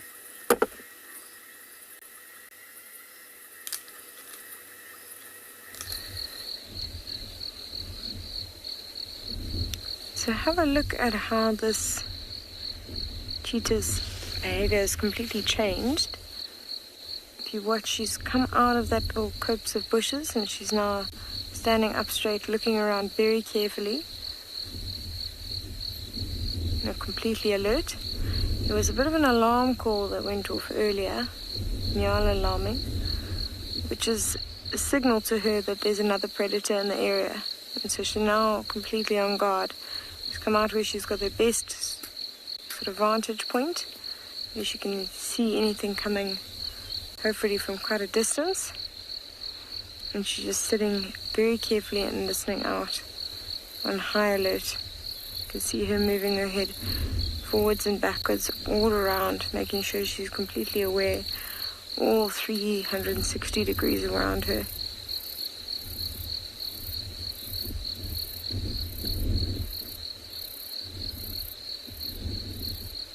Seems as if she's deciding to move off to another area where she might feel a bit more safer. Quite a risky move at this time of the evening, because this is when she can come across something. You can imagine there's a few thickets that she's going to have to walk through, and she's just going to have to be very careful as she walks through these areas.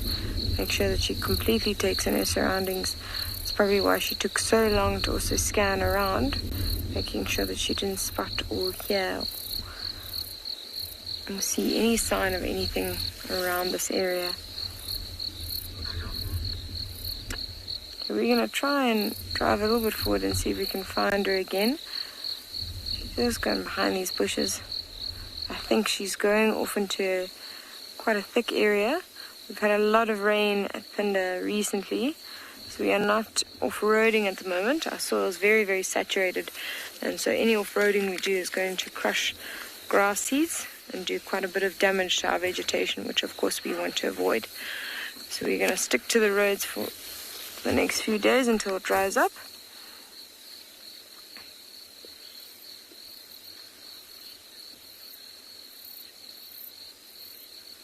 Yes, cheetahs are diurnal generally.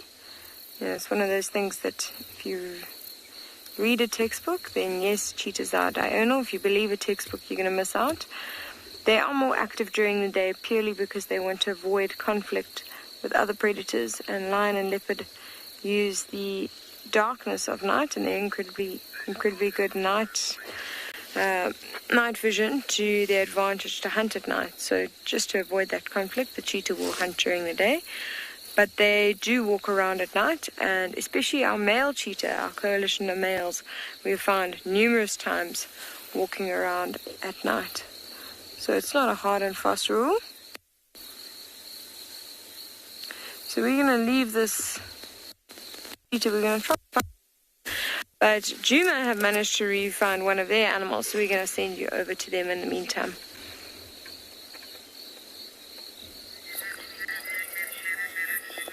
Kalamba's back. June's moved and she's at the exact spot June was just a moment ago, looking for anything that may have been left behind. I can hear June crunching, I just can't see her. It's too dark. Kalamba, this is why you hoist. Yes, that's why. But you already know this. June is just meters away. I can hear her crunch, crunch, crunch.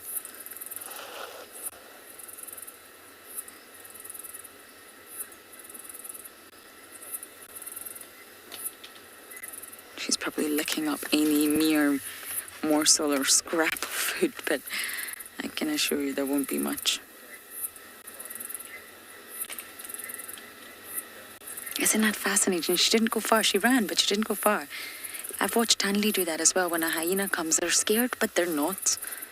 And they know that they can't get the carcass back, but they watch.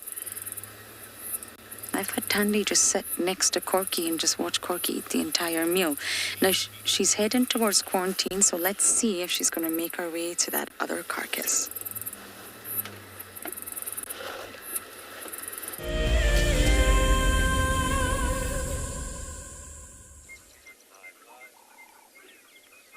Welcome back to Tswalu. At the moment, we're sitting enjoying the sun going down behind the Koranenberg Mountains. We've just been discussing how warm today was and how it affected the animal in terms of behavior.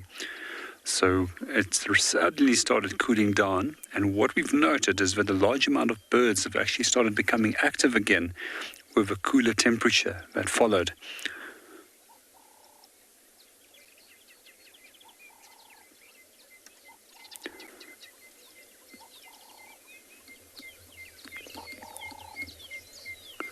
Just going to provide you with a short little quiet segment where you can enjoy the sounds of the Kalahari as well as the beautiful sunset that's silhouetting the Koranenberg Mountains.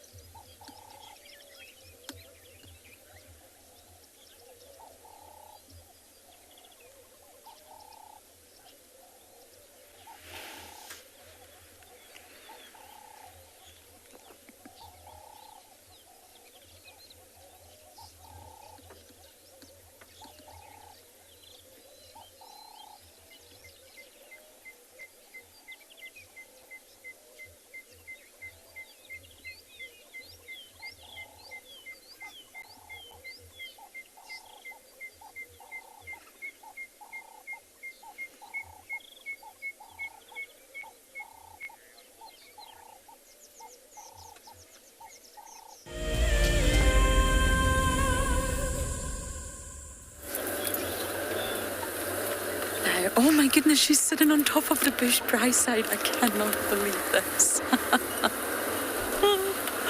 Oh, Kalamba. She's actually sitting on top of it. Would you look at that? Oh dear, Lady of Leisure. I'm just going to turn off myself, but I'm just going to roll a little bit. Oh no, I'm not rolling much at all. This is what we call the bush braai side for anyone who's not familiar. Braai, barbecue. This is where the lodgies sometimes come and cook. Or come and have a picnic, come and have lunch. If you stay at Djuma. So it is an artificial structure, but a very sort of, it blends in very well, and it's just stones. And we often find Kalamba here. I believe Karula used to frequent this spot a lot as well. And here we have it, having our own barbecue. Oh no, we're having a groom. Lovely. Kalamba.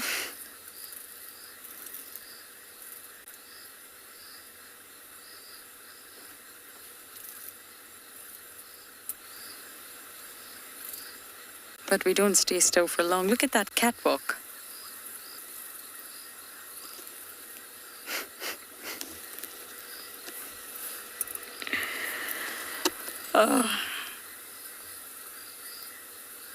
If there's any of you out there watching who haven't fallen in love with Kalamba, then I will be astounded.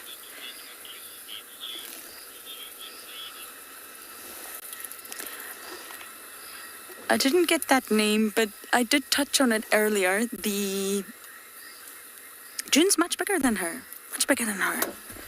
A lot more sort of body weight behind that. She came running in at force, and the jaws of a hyena are incredible. One of the most powerful mammalian bites. And once those jaws clamp down, Kalamba, she can't risk that. She can't risk June biting her leg.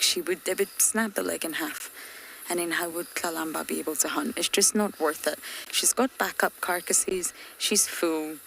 It's not worth it.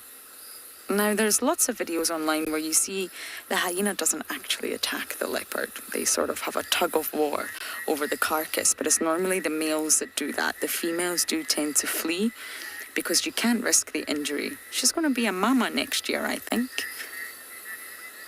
She knows the hyena. She knows every single one of them. She knows that they come and steal. It was not a surprise for her. But the hyenas are larger, and with a bite like that, hyenas are also fearless. They will not back off. But Kalamba's equipped with her own sharp teeth and very sharp claws. She could also injure June, but it's risky. You're a solitary animal. You've got no pride, no clan, no pack. You're out here on your own. You've got a daddy who steals from you, but other than that, you're out here alone. You cannot risk injury. Leopards flee from dogs, they flee hyenas, they flee lions. Because they have to.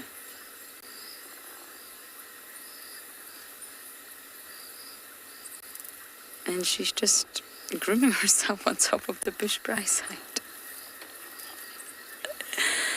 Oh, what a wonderful drive. I was slightly frustrated this morning that we didn't have a longer drive with Kalamba. I tried very hard to get you Sabi. I was also upset that that didn't quite go to plan. So I think this afternoon has more than made up for it. She's been the playful, posing princess that we have all come to love so much. And it's a festive day for many. She was my Christmas leopard last year as well, so the luck continues. Hopefully she'll be around. She also obviously lost that kill, but there's another one not too far away, so I really hope she stays around for tomorrow. Look at those whiskers. Sorry about the flashlight. But have a great, loving day, everyone, surrounded by your loved ones. Enjoy every moment, and thank you for jumping on board with us. We shall be out tomorrow, and we hope to see you then.